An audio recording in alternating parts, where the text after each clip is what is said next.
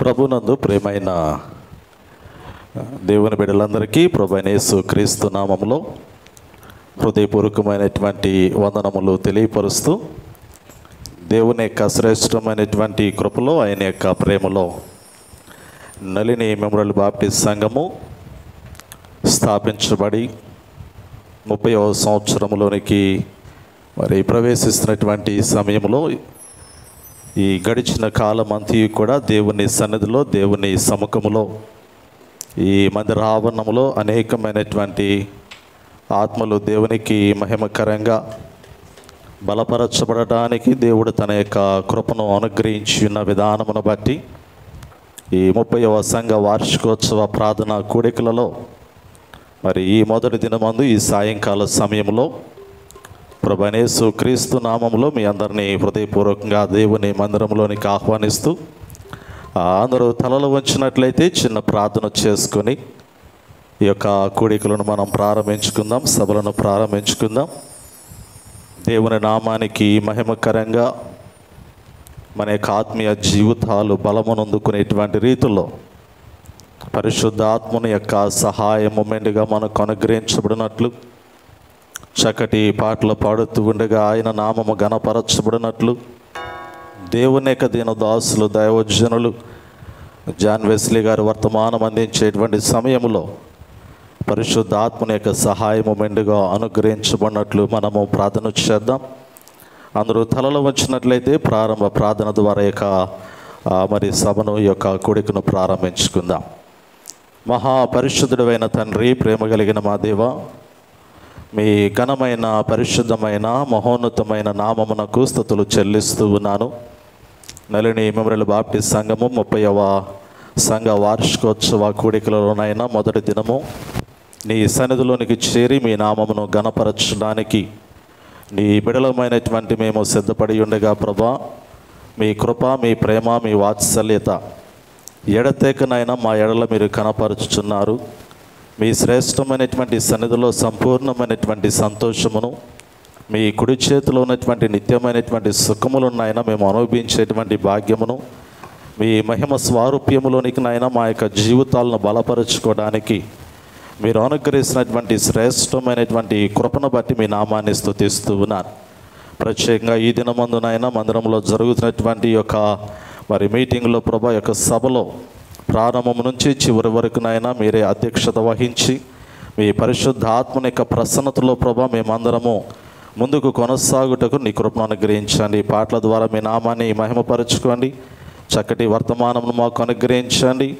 వాతావరణాన్ని ప్రభా మీరు అనుకూలపరిచిన ఆయన వచ్చిన బిడ్డలను దీవిస్తూ ఇంకా రావలసినటువంటి వారందరినీ కూడా త్వరగా మీ పాదాల చెంతకు నడిపించమని ప్రభువైన యేసు క్రీస్తు నామములో అడిగి వేడుకొనుచున్నాము తండ్రి. Amen, amen. నేటి దినముక ఏర్పాటు చేయబడిన దేవుని యొక్క లేఖన భాగము ద్వితీయోపదేశకాండము 1వ అధ్యాయము 11వ వచన భాగాన్ని చదువుకుందాం. ద్వితీయోపదేశకాండము 1వ అధ్యాయము 11వ వచన భాగాన్ని మన మధ్యలో ఉన్నటువంటి పాశ్రం గారు ముందుకు వచ్చి లేఖన భాగమును చదివి వినిపించవలసిందిగా ఆహ్వానిస్తూ ఉన్నాను. ద్వితీయోపదేశకాండము 1వ అధ్యాయము 11వ వచన భాగమును చదవగా విందాం.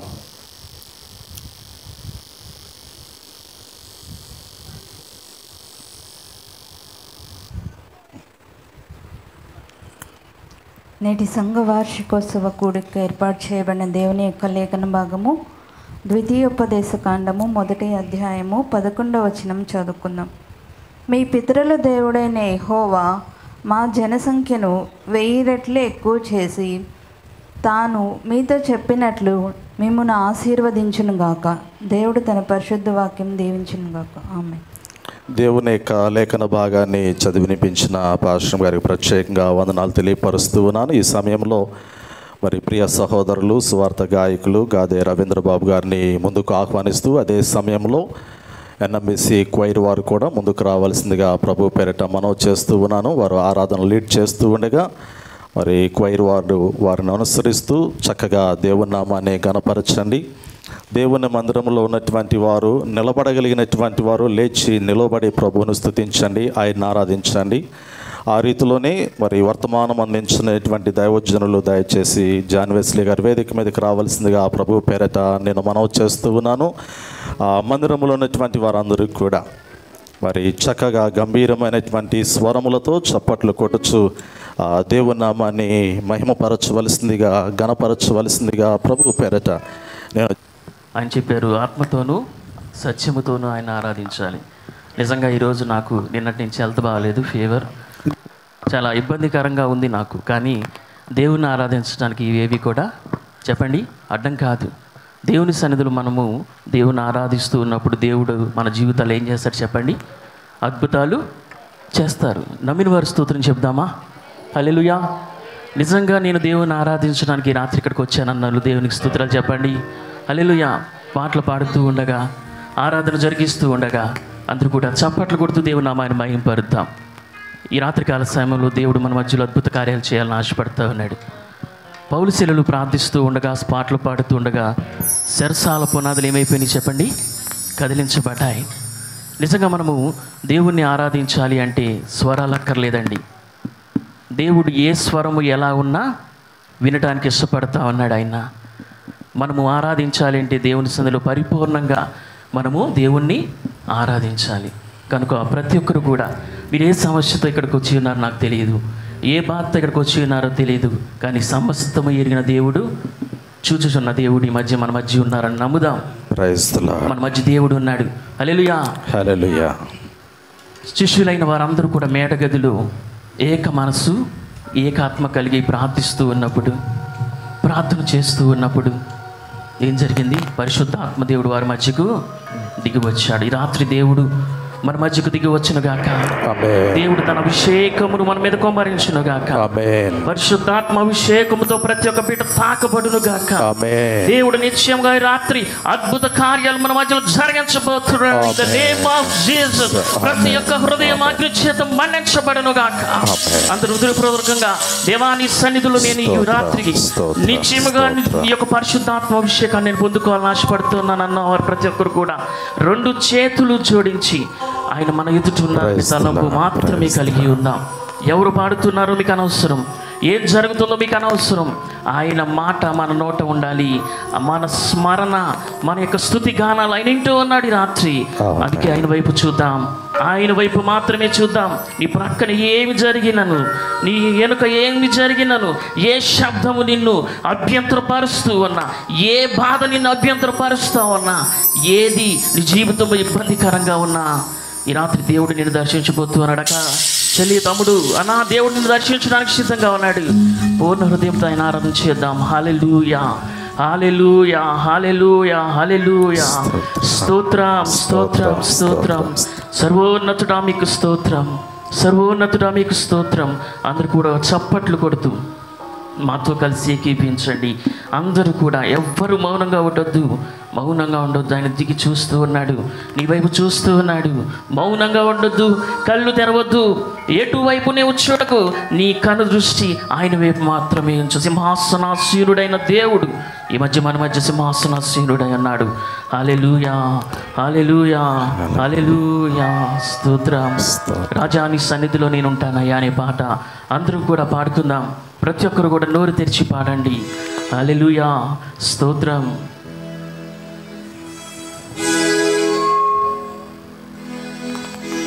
దేవా స్తోత్రం. నీ సన్నిధానములో సంపూర్ణ సంతోషం, ఆరాధించుకునే విలువైన అవకాశం. దేవా, నీ సన్నిధానములో సంపూర్ణ సంతోషం, ఆరాధించుకునే విలువైన. అందరూ కూడా చప్పట్లు కొడదాం. నీ సన్నిధానములో సంపూర్ణ సంతోషం, ఆరాధించుకునే విలువైన అవకాశం. కోల్పోయినవన్నీ నా ఇచ్చుటకును బాధల నుండి బ్రతికించుటకును పోయినవన్నీ నాకు ఇచ్చుటకును బాధల నుండి బ్రతికించుటకును నీవే రాకపోతే నేనేమైపోదును, నీవే రాకపోతే నేనేమైపోదును. నేనుండాలేనయ్యా, నే బ్రతకాలేనయ్యా, నేనుండాలేనయ్యా, నే బ్రతకాలేనయ్యా. నీవే లేకుండా నేనుండాలేనయ్యా, తోడే లేకుండా నేనుండాలేనయ్యా. నీవే లేకుండా నేనుండాలేనయ్యా, నీ తోడే లేకుండా నే బ్రతకాలేనయ్యా. రాజా నీ సన్నిధిలో నేనుంటానయ్యా, మనసారా ఆరాధిస్తూ బ్రతికేస్తానయ్యా. రాజా నీ సన్నిధిలో నేనుంటానయ్యా, మనసారా ఆరాధిస్తూ బ్రతికేస్తానయ్యా. అందరూ కూడా చప్పట్లు కొట్టండి. దేవుని సన్నిధి రాత్రి మన మధ్య, ఆయన సన్నిధి రాత్రి మన మధ్య ప్రకాశిస్తూ ఉన్నది. సంచారము చేయు దేవుడు మన మధ్య ఉన్నాడు. దేవుని యొక్క శక్తి మన మీద సంచారము చేయుచున్నది. హల్లెలూయా, హల్లెలూయా. అందరూ కూడా చప్పట్లు కొడగా మన యొక్క స్వరము దేవుని కొరకు ఈ రాత్రి తెరవండి. ఎవ్వరూ మౌనంగా ఉండొద్దు. దేవుని శక్తి చేత నింపబడతా. మన బాధల నుంచి విడిపించడానికి ఆయన సమర్థుడు. మన శ్రమల్లో అయినా మనకు విడుదల ఇచ్చేవాడు. ఆయన వైపు చూస్తూ ప్రతి ఒక్కరు కూడా దేవుని ఆరాధన చేద్దాం. హల్లెలూయా, స్తోత్రం, స్తోత్రం, స్తోత్రం. ఒంటరి పోరు నన్ను విసిగించిన మనుషులెల్లరూ నన్ను తప్పు పట్టినా. మనుషులందరూ విడిచిపెట్టొచ్చేమో కానీ యేసు విడిచిపెట్టే దేవుడు కాదు. ఒంటరి పోరు నన్ను విసిగించిన మనుషులెల్లరూ నన్ను తప్పు పట్టినా. ఒంటరి వాడే 1000 మంది అన్నావు, నేనున్నానులే భయపడుతూ అన్నావు. ఒంటరి వాడే 1000 మంది అన్నావు, నేనున్నానులే భయపడుతూ అన్నావు. నీకు ఇంత ప్రేమ ఏంటయ్యా, నేనంటే నీకు ఇంత ప్రేమ ఏంటయ్యా. నేనుండాలేనయ్యా, నే బ్రతకాలేనయ్యా, నేనుండాలేనయ్యా, నే బ్రతకాలేనయ్యా. నీవే లేకుండా నేనుండాలేనయ్యా, నీ తోడే లేకుండా నీ బ్రతుకాలేనయ్యా. నీవే లేకుండా నేనుండలేనయ్యా, నీ తోడే లేకుండా నే బ్రతుకాలేనయ్యా.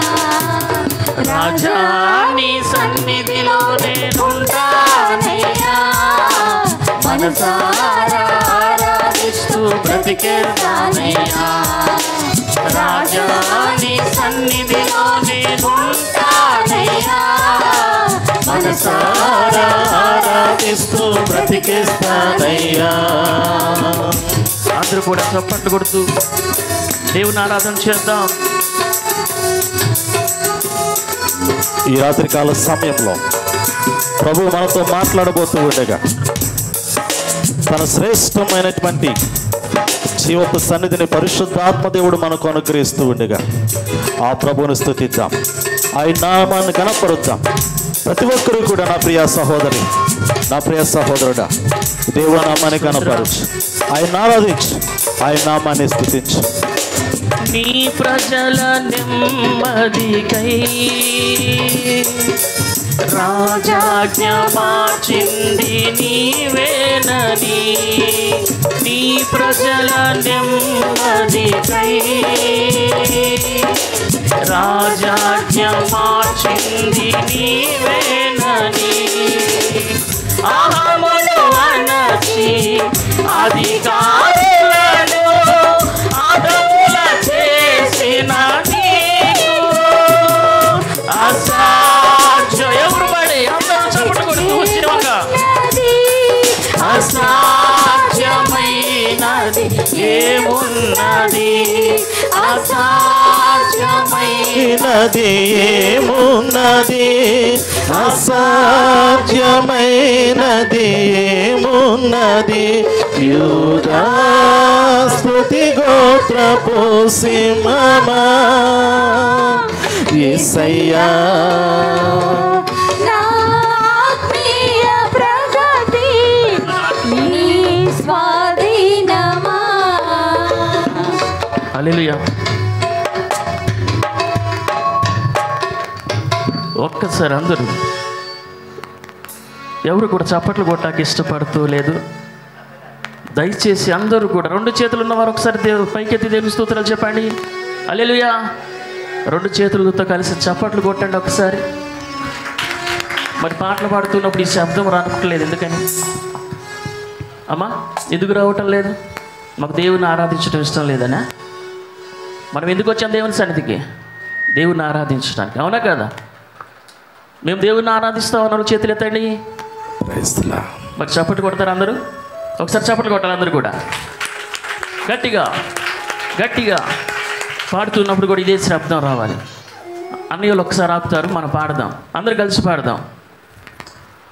నీ ప్రజల నెమ్మదికై పాడాలి, వినపడాలి గట్టిగా. నీ ప్రజల నెమ్మదికై స్వరం ఎత్తి పాడండి. రాజాజ్ఞ మార్చింది నీవేనని, అహమును అణచి అధికారులను అదముల చేసిన నీకు. హల్లెలూయా. అసాధ్యమైనది ఏమున్నది, అసాధ్యమైనది ఏమున్నది. గట్టిగా బిగ్గరగా గంభీరమైనటువంటి స్వరములతో ప్రభువును స్తుతించాలి. అసాధ్యమైనది ఏమున్నది, యూదా స్తుతి గోత్రపు సింహమా యేసయ్యా, నా ఆత్మీయ ప్రగతి నీ స్వాధీనమా. నీవే కదా నా ఆరాధన, నీవే కదా నా ఆరాధన. ఆరాధన స్తుతి ఆరాధన, ఆరాధన స్తుతి ఆరాధన, ఆరాధన స్తుతి ఆరాధన, స్తుతి ఆరాధన, ఆరాధన స్తుతి ఆరాధన, ఆరాధన స్తుతి ఆరాధన, ఆరాధన స్తుతి ఆరాధన,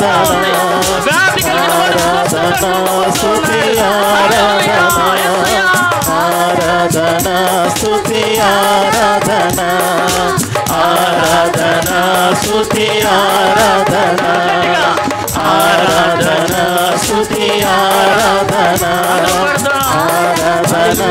స్తుతి ఆరాధన, ఆరాధన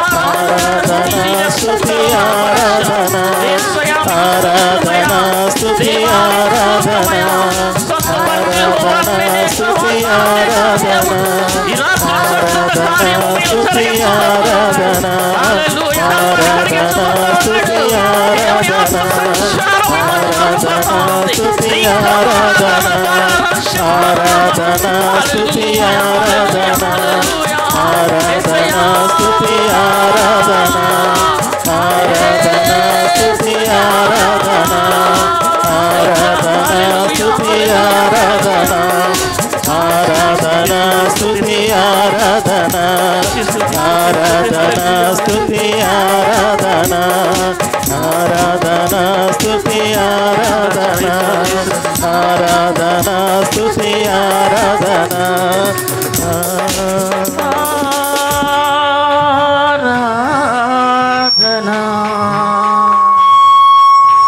అందరూ కూడా రెండు చేతులు పైకెత్తి దేవుడి రాత్రి నిన్ను స్వస్థపరచబోతా ఉన్నాడు. దేవుడి రాత్రి నీ జీవితంలో నూతన కార్యం జరిగించబోతా ఉన్నాడు. ఈ రాత్రి దేవుడు నిజముగా నీ మొర వినబోతా ఉన్నాడు.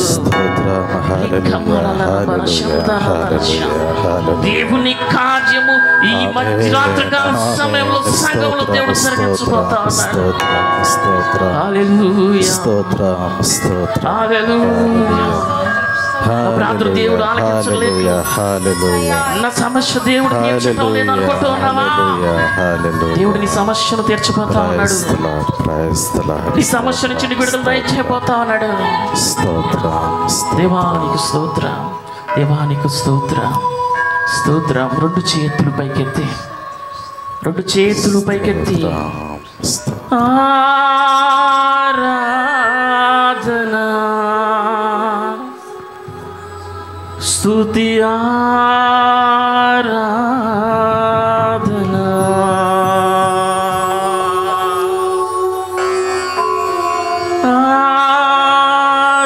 ఆరాధన స్తుతి ఆరాధన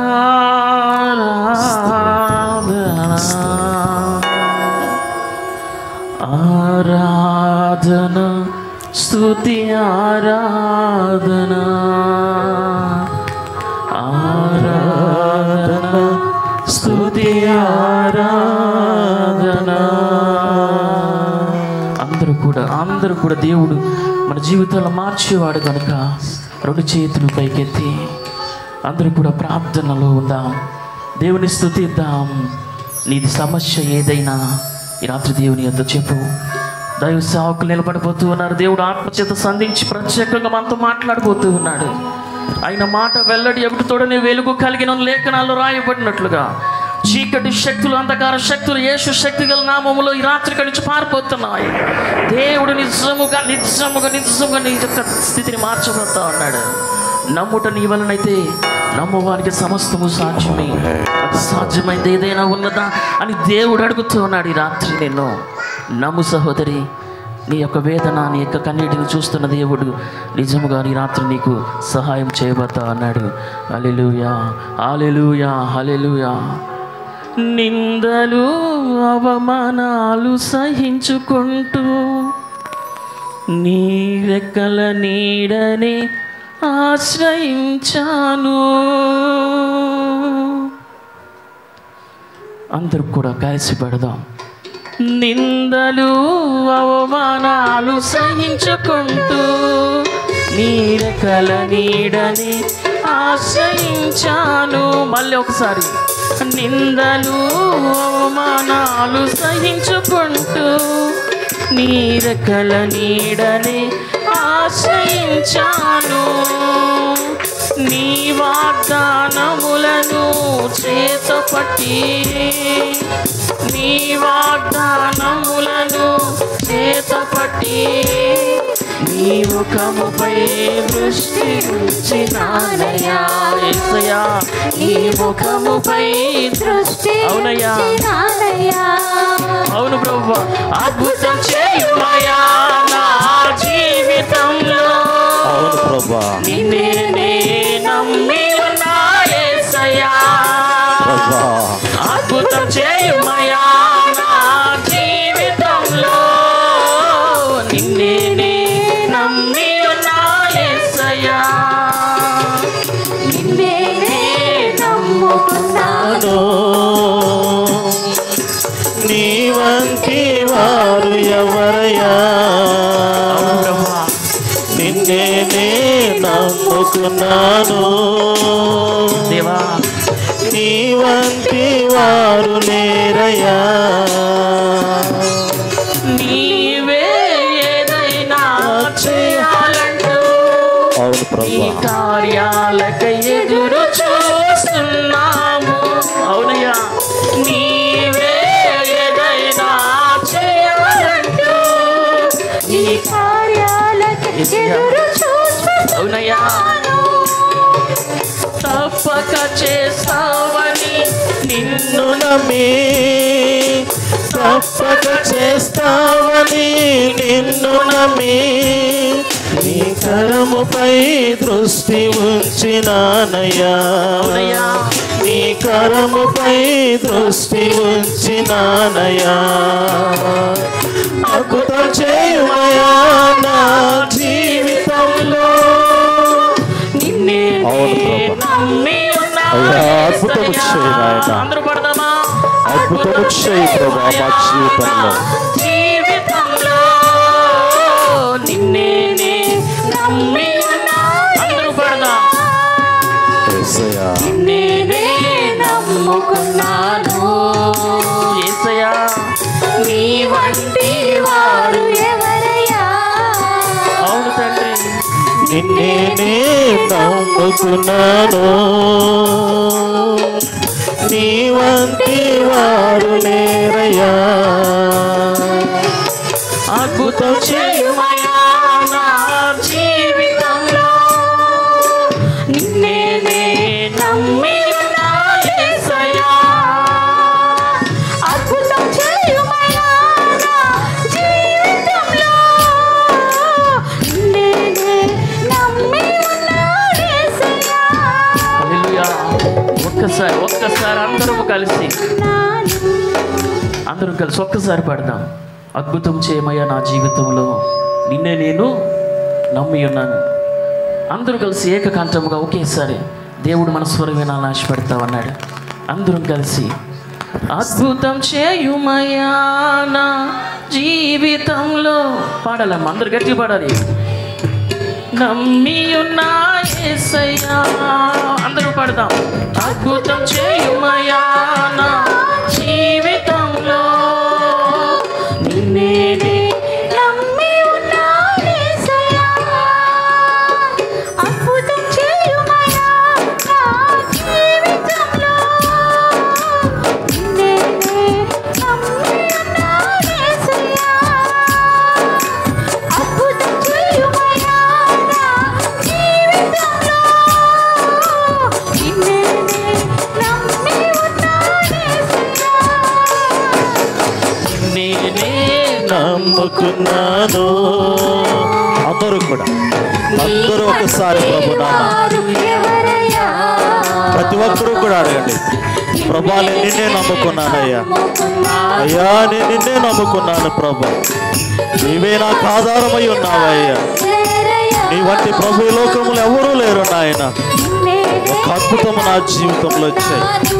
నా ప్రియ సహోదరి, నా ప్రియ సహోదరుడా, ఈ రాత్రి కాల సమయంలో దేవుని సన్నిధిలో ఉన్నటువంటి నీవు దేవుని కృప చేత అద్భుతమైనటువంటి కార్యము నీ జీవితంలో చూడబోతున్నా. ప్రభు నామాన్ని స్తుతించు. ఆయన తట్టు కరములెత్తి ఒక్కసారి ప్రభు నామాన్ని కనపరచు. ఆమేన్, ఆమేన్. హల్లెలూయా. అందరూ ఒక్క నిమిషం అలాగే ప్రార్థనలో ఉందాం. ఈ రాత్రి మన జీవితాలు నూతనంగా చేయాలని దేవుడు ఆశపడతా ఉన్నాడు. ఎవరైతే నోరు తెరచి దేవునితో మాట్లాడటానికి ఇష్టపడుతూ ఉన్నారు, ఎవరైతే కన్నీటితో దేవుని సన్నిధిలో ప్రార్థించడానికి ఇష్టపడుతూ ఉన్నారు, ఎవరైతే హృదయపూర్వకంగా దేవుణ్ణి ఆరాధించడానికి ఇష్టపడుతూ ఉన్నారు, హన్నా దేవుని సన్నిధిలోనికి వెళ్ళింది, హృదయాన్ని కుమ్మరించింది, తన లోటును సరిచేసుకుంది. నీ జీవితంలో లోటు ఉందా? నీ జీవితంలో సమస్య ఉందా? నీ జీవితంలో వ్యాధి బాధ చేత నువ్వు కృంగిపోతూ ఉన్నావా? నా జీవితంలో దేవుడు అద్భుత కార్యం చేశాడన్నా, నా జీవితంలో దేవుడు నూతన కార్యం చేశాడక్క. మరి మీ జీవితంలో దేవుడు చేయడా? ఆయన అంటూ ఉన్నాడు, నాకు అసాధ్యమైంది ఏదైనా ఉన్నదా అని. ఈ రాత్రి మిమ్మల్ని అడుగుతూ ఉన్నాడు దేవుడు నా ద్వారా. అన్నా, అక్క, దేవునికి అసాధ్యమైనది ఏదైనా ఉన్నదా? దేవునికి సమస్తము సాధ్యము అన్నోళ్ళు అందరూ కూడా చప్పట్లు కూడా దేవుని మహిమపరుద్దాం. హల్లెలూయా, హల్లెలూయా, హల్లెలూయా. అందరూ కూడా ప్రార్థనలో ఉందాం. నిజంగా దేవుడి రాత్రి మన మధ్య సంచారం చేసి ఉన్నాడు. నమ్మిన వాడు అందరూ కూడా ధన్యతగా భావించినట్లయితే ప్రార్థనలు ఏకీభవించండి. మహోన్నతుడా నీకే స్తోత్రం, స్తోత్రం, స్తోత్రం. పరిశుద్ధుడా నీకే స్తోత్రం, స్తోత్రం, స్తోత్రం. సర్వాధికారి నీకే స్తోత్రం, స్తోత్రం. సకల ఆశీర్వాదాలకు కారణభూతుడా నీకే స్తోత్రాలు చెల్లిస్తూ ఉన్నాం. అందరూ నోరు తెరిచి ప్రార్థన చేద్దాం. మా బలము నీవే, యేసయ్యా, మా కోట నీవే. అవునయ్యా, స్తోత్రాలు చెల్లిస్తూ గడిచినటువంటి ప్రభువా 30 సంవత్సరాలుగా 29 సంవత్సరాలుగా తండ్రి ఈ సంఘాన్ని ప్రభువా ఈ రెక్కల నీడలో కాచి కాపాడుతూ నడిపిస్తూ నిలబెడుతూ ఉన్నందుకు స్తోత్రాలు. ఈ 2025వ సంవత్సరము నాడు ప్రభువా ఈ జూన్ నెలలో తండ్రి జరుగుతున్నటువంటి ఈ యొక్క సువార్త కూడికలలో ప్రభువా మీ యొక్క అద్భుత కార్యములను జరిగించమని ప్రార్థన చేస్తూ, ఈ అద్భుతములను ప్రభు ఈ సంఘము చూచున్నట్లుగా మీ యొక్క కృపను ఈ సంఘము పైన ఉంచమని ప్రార్థన చేస్తూ, అవును తండ్రి మీ రెక్కల నీడలో సంఘమును సంఘ బిడ్డలను కాపాడమని ప్రార్థన చేస్తూ ఉన్నాము. నీవు గొప్ప దేవుడవు నాయన, సర్వమును ఎరిగినటువంటి దేవుడవు, సమస్తమును చేయగలిగిన సమర్థుడవు అని ప్రార్థన చేస్తూ ఉన్నాము. అవును తండ్రి ప్రభువా ఆరాధనలను క్రమములో జరిగిస్తూ ఉన్నందుకు స్తోత్రాలు. ఈ సంఘములోనికి వచ్చువారు నీ ఆశీర్వాదమును పొందుకోవాలి. ఈ సంఘములోని ప్రభు ఉన్నటువంటి వారు నీ దీవెనలను పొందుకోవాలి. ఈ క్రమములో ప్రభువా వారు దీవించబడాలి, నూరంతల ఫలాలు పొందుకోవాలని ప్రభువా సంఘము, సంఘ కాపరి, సంఘ కుటుంబాలు ప్రభువా నీ కృపలోనే తండ్రి నడిపించబడాలని ఆశిస్తున్నాను. అవును తండ్రి నీవు గొప్ప దేవుడు ఉన్నాయి. ఎండిన ఎడారిలో ప్రభువా మీరు తాగటానికి మధురమైనటువంటి జీవజలములను ఇచ్చిన వాడు ప్రభు, ఎర్ర సముద్రమును ఆరిన నేలగా చేసిన వాడు. ఈ సంఘములో ప్రభువా ఎవరైనా ఇంకా ప్రభువా బాధలతో సతమతమవుతూ మీరు వారిని ముట్టండి నాయన, వారి శరీరాలను బలపరచండి, వారి జీవితాలను బాగు చేయండి ప్రభు. ఇదిగో ఈ సంఘములో నాటబడిన నేను ద్రాక్ష వలె మారబోతూ ఉన్నానని సాక్ష్యము కలిగి ఉండాలి. స్తోత్రాలు చెల్లిస్తూ ఉన్నాం ప్రభు. వాక్యంలోనికి వెళుతూ ఉండగా మాతో మాట్లాడమని ప్రార్థన చేస్తూ ఉన్నాం ప్రభు. మాట్లాడుతున్నటువంటి బిడ్డ నోటి బోరగా మీరుండమని ప్రార్థన చేస్తూ ఉన్నాము. ఈ సంఘానికి ఈ పూటకు ఏ వాక్యం అవసరమై ఉన్నదో అది మీరే ప్రభు నిలబెట్టుకుని మాట్లాడండి. వచ్చిన బిడ్డలందరినీ మీ వాక్యము చేత పరిశుద్ధపరిచి తృప్తిపరచమని ఇప్పటి వరకు ప్రభు పాటల ద్వారాగా ఆరాధన ద్వారాగా తండ్రి మహిమపరచబడ్డారు. ఇదిగో ప్రభువా నీ వాక్య పరిచర్యలోకి వెళుతుండగా మీ గాయపడిన హస్తమును తండ్రి బిడ్డల పైన ఉంచండి నాయ. వారి శరీరాలను ప్రభువా బలపరచమని, వినగలిగినటువంటి హృదయమును ఆత్మను బిడ్డలకు దయచేయమని ఇటు ప్రార్థన నజరేయుడైన యేసయ్య అతి పరిశుద్ధమైనటువంటి నామములో అడిగి వేడుకుంటూ ఉన్నాము తండ్రి. ఆమేన్, ఆమేన్, ఆమేన్. ఇటు సమయాన్ని ఇచ్చినటువంటి దేవుని సేవకులు మరి రెవరెండ్ రాజేష్ గారికి నా నిండు వందనాలు తెలియజేస్తూ ఉన్నాను. మరి అన్నయ్య వాళ్ళు చక్కని మరి వాద్య సహకారం అందించిన వారికి కూడా నా నిండు వందనాలు. అలాగే కొయిర్ వారు కూడా చక్కగా మరి దేవుడు ఇచ్చినటువంటి స్వరాలు. సమయం లేదు కానీ దేవుడు నా జీవితంలో గొప్ప సాక్ష్యం ఇచ్చాడు. మరలా దేవుని చిత్తమైతే మరొకసారి కలిసినప్పుడు గొప్ప సాక్ష్యం దేవుడు నాకు అనుగ్రహించి ఉన్నారు. మరలా మీ అందరికీ తెలియజేస్తాను. మరి ముఖ్యంగా విషయం ఏమిటి అంటే మరి మీ అయ్యగారు, నేను, సహోదరుడు ముగ్గురం కూడా కలిసి 10th క్లాస్ వరకు చదువుకున్నాం. మీ ఇద్దరం కలిసి ఒకే ఊరు ఒకే చోట పెరిగిన వారం. మరి చక్కని మరి అయ్యగారు కూడా చక్కని మరి నడవడికలో నడిపింపులో ఒకప్పటి జీవితాన్ని ఇప్పుడు జీవితాన్ని పోల్చుకుంటే అప్పుడు సంజయ్ రాజేష్ ఇప్పుడున్నటువంటి సంజయ్ రాజేష్కి సంబంధం లేదు. ఒక ప్రత్యేకమైన జీవితాన్ని ఒక ప్రత్యేకమైనటువంటి విధానాన్ని కలిగి జీవిస్తూ ఉన్నాడు.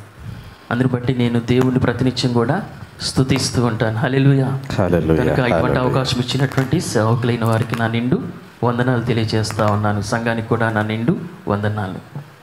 గుడ్. చాలా సంతోషము. చక్కటి స్తుతి ఆరాధనలో నడిపించినటువంటి నా ప్రియ స్నేహితులు, శ్రేష్టమైనటువంటి మాధుర్యమైనటువంటి స్వరములతో అనేకమైనటువంటి ప్రాంతములలో చక్కటి పాటలు పాడుతూ సంఘములను ఆత్మీయంగా బలపరుచినటువంటి స్వార్థ గాయకులు గాదే రవీంద్రబాబు గారికి హృదయపూర్వకమైనటువంటి వందనాలు తెలియపరుస్తూ ఉన్నాను. ఆ రీతిలోనే ప్రార్థన చేసినటువంటి దైవజనులు అజ్జ శారదబాబు గారు విజయవాడ ప్రాంతంలో వారు కూడా సేవ చేస్తూ ఉన్నారు. గడిచిన దినంలో నేను కొండపర వెళ్ళినప్పుడు మేము ఒక గెట్ టుగెదర్గా ఫామ్ అయినప్పుడు అక్కడ దేవుని స్తుతించాము. అందరం కలిసి మందిరంలో జరుగుతున్నటువంటి కోడికలలో మాతో కలిసి మీరు దేవుని స్తుతించాలి, ఆరాధనలో మమ్మల్ని ముందుకు నడిపించాలని కోరినప్పుడు సంతోషంగా నూజివీడు ప్రాంతం నుంచి విజయవాడ ప్రాంతం నుంచి మన మధ్యలోనికి ఆహ్వానం మేరకు వచ్చినటువంటి కుటుంబములతో సహా వచ్చారు. ఒకసారి గట్టిగా వారికి చప్పట్లు కొడదామా? చాలా సంతోషము. మనల్ని ఎంతగానో ఆత్మీయంగా బలపరిచినటువంటి మరి స్నేహితులకు వారి కుటుంబాలకు వందనాలు తెలియపరుస్తూ ఉన్నాను. ఈ సమయంలో దేవుని యొక్క వర్తమానం అందించడానికి మన మధ్యలో ప్రియ దైవజనులు నవ్వులూరు ప్రాంతంలో బేతేలు సంఘములో మరి కాపరిగాను ప్రాముఖ్యంగా నాకెంతగానో సుపరిచితులు. నవ్వులూరు ప్రాంతంలో మేము ఎన్నోసార్లు కలిసాము, ఎన్నోసార్లు వివాహాల్లో పాల్గొన్నాము. మరి జాన్ వెస్లీ గారు నాకు ఎంతగానో సుపరిచితులు. ఈరోజు ఈ మీటింగ్స్లో మొదటి దినము దేవుని యొక్క వర్తమానం అందించడానికి వారిని కోరినప్పుడు ఎంతో సంతోషంగా వారు అంగీకరించారు. అందుని బట్టి నేను వారికి వందనాలు తెలియపరుస్తూ శ్రేష్టమైనటువంటి వర్తమానం అందించడానికి ప్రభు పేరిట వారిని ఆహ్వానిస్తూ ఈ సమయానికి వారికి అప్పగిస్తూ ఉన్నాను. దయచేసి అందరూ కూడా శ్రద్ధగా దేవుని యొక్క వాక్యమును వినవలసిందిగా ప్రభు పేరిట మనం చేస్తూ ఉన్నాం.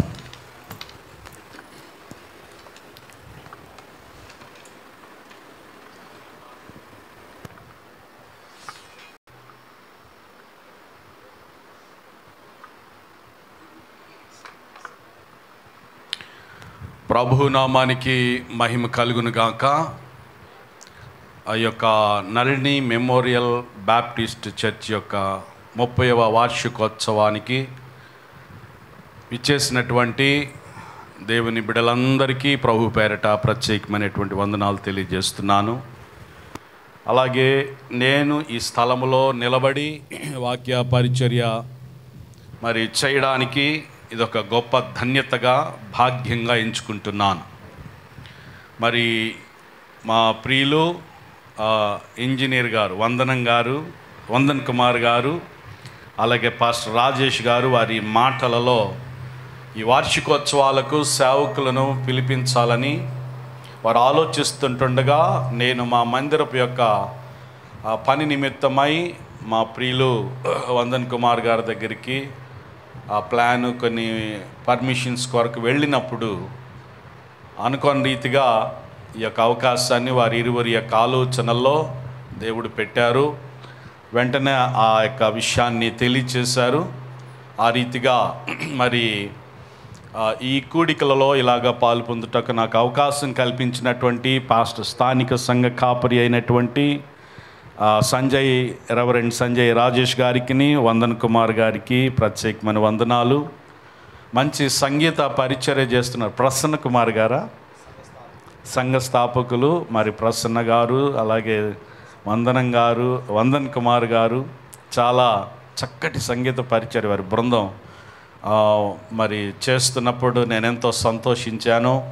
క్వైర్ కూడా చాలా చక్కగా పాడారు, మంచి స్వరాలు దేవుడు మరి ఇచ్చారు. అలాగే నేను ఇక్కడికి వచ్చి కూర్చున్న తర్వాత ఈ చర్చ్ యొక్క ఫౌండర్ దేవదానం గారు అనుకుంటా, వారు కూడా మరి వారిని చూడటం నాకెంతో భాగ్యంగా ఎంచుకుంటున్నాను. వారికి దాదాపు 105 సంవత్సరాలని తెలియజేశారు. వారికి నిండు హృదయపూర్వక వందనాలు. తండ్రి సమానులు. వారి ఎదుట మరి నిలబడి వాక్య పరిచర్య చేయటం అంటే మరి అది కొంచెం కష్టతరంగానే అనిపిస్తుంది. సరే, ఏది ఏమైనా చక్కగా మరి వర్షిప్ చేసినటువంటి మరి ప్రియులకు కూడా ప్రత్యేకమైన వందనాలు. ముఖ్యంగా ఈ నళిని మెమోరియల్ బ్యాప్టిస్ట్ సంఘంలో ఉన్న సంఘ పెద్దలకును అలాగే స్త్రీల సమాజానికి యవన సమాజానికిని, సండే స్కూలు విద్యార్థులందరికీ కూడా యేసుక్రీస్తు నామమున మీకు శుభాలు, వందనాలు. మెండుగా ఈ వార్షికోత్సవములలో నుండి దేవుడు మిమ్మలను దీవించునుగాక. ఆమేన్. ఈ యొక్క వార్షికోత్సవాల గురించి ప్రార్థన చేస్తుంటుండగా ఒక చిన్న వాగ్దానాన్ని ప్రభు మరి ఈ సంఘానికి సంబంధించి ప్రభు నా మనసులోనికి తీసుకొచ్చారు. అదే ఇందాక చదువుకున్నాము. ద్వితీయోపదేశకాండము 1వ అధ్యాయము 11వ వాక్యములో ఈ వాగ్దానాన్ని ప్రభు మనకు అనుగ్రహిస్తూ ఉన్నారు. మీ పితరుల దేవుడైన యెహోవా మీ జనసంఖ్యను 1000 రెట్లు ఎక్కువగా చేసి తాను మీతో చెప్పినట్లు మిమ్మును ఆశీర్వదించును. ఎలా దేవుడు ఆశీర్వదిస్తాడట? 1000 రెట్లు. దేవునికి స్తోత్రం కలుగునుగాక.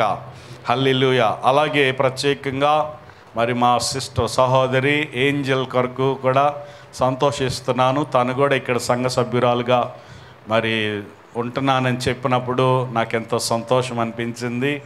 ఎందుకంటే వివాహం కాకమునుపు సంఘంలో క్వాయర్లో మంచి యాక్టివ్ మెంబర్గా ఉండి మరి ఎంతో వారి నాన్నగారు, వారి తల్లిగారు సలోమి గారు, శారదా సిస్టర్ గారు నేను ఏంజల్ అన్నాను కదా, ఓకే క్షమించాలి. అట్లా మాకు అలవాటు అయిపోయింది కనుక వారి తండ్రి డెంజల్ రోడ్రిక్స్ గారు, వారి తల్లి గారు అమ్మగారిని బట్టి, వారి యొక్క కుటుంబీకులను బట్టి, వారి కజిన్స్ అందరూ కూడా మరి సంఘంలో పాలు పొందుతూ ఎంతో ప్రోత్సహించారు ఆ పరిచర్యలో. అందుకే నేను వారందరికీ కూడా ప్రత్యేకంగా వందనాలు తెలియచేస్తూ ఈ సంఘంలో మరి తను ఇక్కడ నాటబడటము, వారి కుటుంబాలను దేవుడు ఆశీర్వదించునుగాక. చెప్పడానికి ఇలా చాలా సంగతులు ఉన్నాయి. సమయం అయిపోయింది. మరి ఎంతసేపు మీరు కూర్చోగలుగుతారో తెలీదు. I feel that this is an a celebration, 30th celebration of this NMBC. Praise the Lord. నిజంగా నాకు ఒక పండుగలాగా అనిపిస్తూ ఉంది. ఇలాంటి పండుగగా మరి 30వ వార్షికోత్సవం ఈరోజు, అలాగే రేపు పగలు, రేపు రాత్రి కూడా ఉత్సవములుగా మనము జరిపించుకోవడానికి దేవుడి సంఘం ఎడల కలిగినటువంటి గొప్ప ఉద్దేశాన్ని బట్టి నేను ప్రభువుని ఎంతో స్తుతిస్తూ ఉన్నాను. అయితే నేను ఇది ఒక వాగ్దానంగా దేవుడు మరి ఈ సంఘానికి ఇస్తున్నాడు. 1000 రెట్లుగా దేవుడు ఏం చేస్తారట? పరిచర్యను, సంఘమును దాదాపు 1000 రెట్లుగా దీవించబోతా ఉన్నాడు. దేవునికి స్తోత్రం కలుగునుగాక.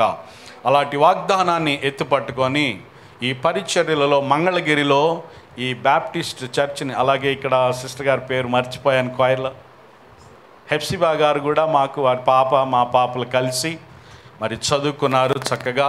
అప్పటి నుంచి వారు తెలుసు మాకు. ఆ రీతిగా తెలిసిన వారందరూ మధ్యలో మరి ఉండడం కూడా ఆశీర్వాదంగా భావిస్తూ ఉన్నాను. నా పేరు మరి జాన్ వెస్లీ, మాది నేటివ్ ఒంగోలు. అయితే ఒంగోలు నుండి 95వ సంవత్సరంలో ఈ ప్రాంతానికి రావటం జరిగింది. దేవుడు నాకు 2 బిడ్డలను ఇచ్చారు, ఆడపిల్లలు. 2 MBAలు చదువుకున్నారు. 2కి వివాహాలు అయిపోయాయి. ఇప్పుడు నాకు 4 గ్రాండ్ చిల్డ్రన్ అన్నమాట. తాతనైపోయాను. దేవుడు అలాగా ఈ మంగళగిరి ప్రాంతంలో అలాగే దేవుడు నన్ను ఆశీర్వదించి మరి నవలూరు పుట్ట రోడ్డులో పరిచర్యలో బేతేలు ప్రార్థనా మందిరానికి మరి సీనియర్ పాస్టర్గా ఉండునట్లుగా ప్రభు ఆ అవకాశం ఇచ్చారు.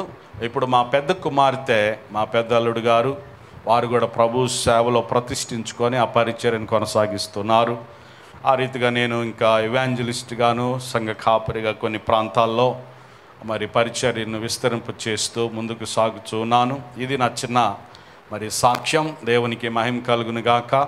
మరి ఈ యొక్క నళిని మెమోరియల్ బ్యాప్టిస్ట్ చర్చి ప్రారంభ దినాలు కూడా నాకు ఉన్నాయి. ఇక్కడ నళిని గారు అమెరికాలో ఉండగా చనిపోయినప్పుడు యాక్సిడెంట్లో చాలా బాధేసిన సంగతులు విన్నాము. నేను కొత్తగా వచ్చిన దినాలు అవి. మరి ఆరి పేరట ఈ పరిచర్య ఇక్కడ మరి జ్ఞాపకార్థంగా ప్రారంభించడం కూడా నిజంగా గొప్ప ఆశీర్వాదం. ఒక వ్యక్తి చనిపోయి అనేకులను ఏం చేపిస్తున్నారు? జీవింపజేస్తున్నారు. దేవునికి స్తోత్రం. అది కూడా ఎంతో గొప్ప భాగ్యం. ఒక మరణము ద్వారా జీవము అనేకులకు ఇక్కడ కలుగునట్లుగా ఈ మంగళగిరి పట్టణంలో ఈ ప్రాంతంలో ఇంకా అనేక మన కుటుంబాలు రక్షించబడి దైవరాజ్యం కొరకు సిద్ధపరచబడటం అనేది వారి హృదయాలలో దేవుడు పుట్టించి ఎఫెసీ పత్రిక 1:3-6 మధ్యలో ఉన్నట్లుగా ఇది దేవుని అనాది సంకల్పం. స్తోత్రం కలుగునుగాక. మనుషులంగా మనం కొన్ని ఆలోచనలు కలిగి ఉన్నాం, కానీ దాని వెనక కూడా దేవుని యొక్క ఆలోచన, నరునిలోని ఆలోచనలు అనేకములు యెహోవా తీర్మానము స్థిరమవుతుంది. స్తోత్రం కలుగునుగాక. దేవుడు ఈ ఆలోచనను స్థిరపరిచి ఈ పరిచర్యను గత 29 సంవత్సరాలు జయకరముగా దేవుడు నడిపిస్తూ ఈ 30వ సంవత్సరంలో ఇంకా విజయవంతంగా ముందుకు సాగుటకు ప్రభు అన్నాడు పేతురుతో, పాతాళ లోక ద్వారములు నిలవనేరవు. స్తోత్రం కలుగునుగాక. ఏ వ్యాధులు కానీ, ఏ యొక్క సాతాను కానీ, ఏ ప్రభుత్వాలు కానీ, ఏ అధికారములు కానీ ఈ సంఘం ఎదుట నిలువనేరవని దేవుడు ఆ దినాన వాగ్దానం చేసిన ఆ వాగ్దానం ఈ సంఘానికి కూడా దేవుడు అలాగ దానిని జరిగిస్తున్నాడు. దేవునికి మహిమ కలుగునుగాక. హల్లెలూయా. కనుక మరి సేవకులు కూడా నిజంగా దాదాపు ఒక 20 సంవత్సరాల నుండి 17 సంవత్సరాలు, కరెక్ట్ 17 సంవత్సరాలు, అది లెక్కలు వేసుకుంటూ చూస్తూ ఉన్నాను. పాస్టర్ మా సంఘంలో జోస్నా అనే ఒక పాప ఉండేది. ఆ పాపకి వివాహ సమయంలో పాస్టర్ జీవన్ కుమార్ గారు వారు ఇప్పుడు మార్కాపురం ఆ ప్రాంతం అనుకుంటున్నారు, గురజాల ప్రాంతాల్లో పరిచయం చేస్తూ ఉన్నారు వారి సేవకులకు, బాప్టిస్ట్ చర్చ్ సంఘాలకు. మరి అట్లాగా ఫస్ట్ పాస్టర్ రాజేష్ గారితో ఇట్లాంటి పరిచయాలు దేవుడు మరి ఇచ్చారు. ఆ రీతిగా మరి అల్పులమైన మమ్మలను ఈ ప్రాంతంలో ఇలాగ వాడుకోవటం అది ఎంతో మేము భాగ్యంగాను దీవెనగాను సంతోషంగాను ప్రభు రాజ్యం కొరకు సాధ్యమైనంత వరకు కొంతమంది ఆత్మలను అగ్నిలో నుండి కొంతమందిని బయటికి లాగినట్లుగా మరి ఆ పాపములో, శాపములో, మరణములో ఉన్నటువంటి వారందరిని కూడా ప్రభు యొక్క రక్తములోనికి తీసుకొచ్చి శుద్ధీకరించి నీతిమంతులుగా, పరిశుద్ధుల సహవాసములో వారిని చేర్చి దైవికమైన కుటుంబంగా కొలసి 1:28 ఉన్నట్లుగా ప్రతి మనుషుని క్రీస్తునందు సంపూర్ణంగా చేసి ఆయన ఎదుట నిలవబెట్టాలి. ఈ తాత్పర్యంతో ఈ పరిచర్యలలో దేవుడు మరి వాడుకుంటున్నందును బట్టి అదే ఉద్దేశంతో ముందుకు సాగుతూ ఉన్నాము. కనుక మా కొరకు కూడా రాబో దినాల్లో మరి ప్రభు ఇంకా మమ్మల్ని బలంగా వాడుకున్నట్లుగా మీ జ్ఞాపకాలలో ఎప్పుడైనా జ్ఞాపకం వస్తే ప్రభు పలానా సేవకుడిని కూడా బ్లెస్ చేయండి, ఇంకా అనేకమైన ఆత్మను సంపాదించడానికి ఆ సేవకుడిని మీరు వాడుకోనండి అని చెప్పి చిన్న ప్రార్థన మరి మీ ప్రార్థనలో జ్ఞాపకం చేసుకునవలసిందిగా నేను ప్రభు పేరిట మనవి చేస్తున్నాను. అయితే ఈ దినమునకై ఏర్పరచబడినటువంటి ప్రభు ఇచ్చినటువంటి వాక్యము యొక్క అనుభవంలో నుండి యోహాను రాసినటువంటి పత్రికలలో 3వ పత్రిక, యోహాను రాసినటువంటి పత్రికల్లో 3వ పత్రిక కొన్ని మాటలు మనము చదువుకుందాము.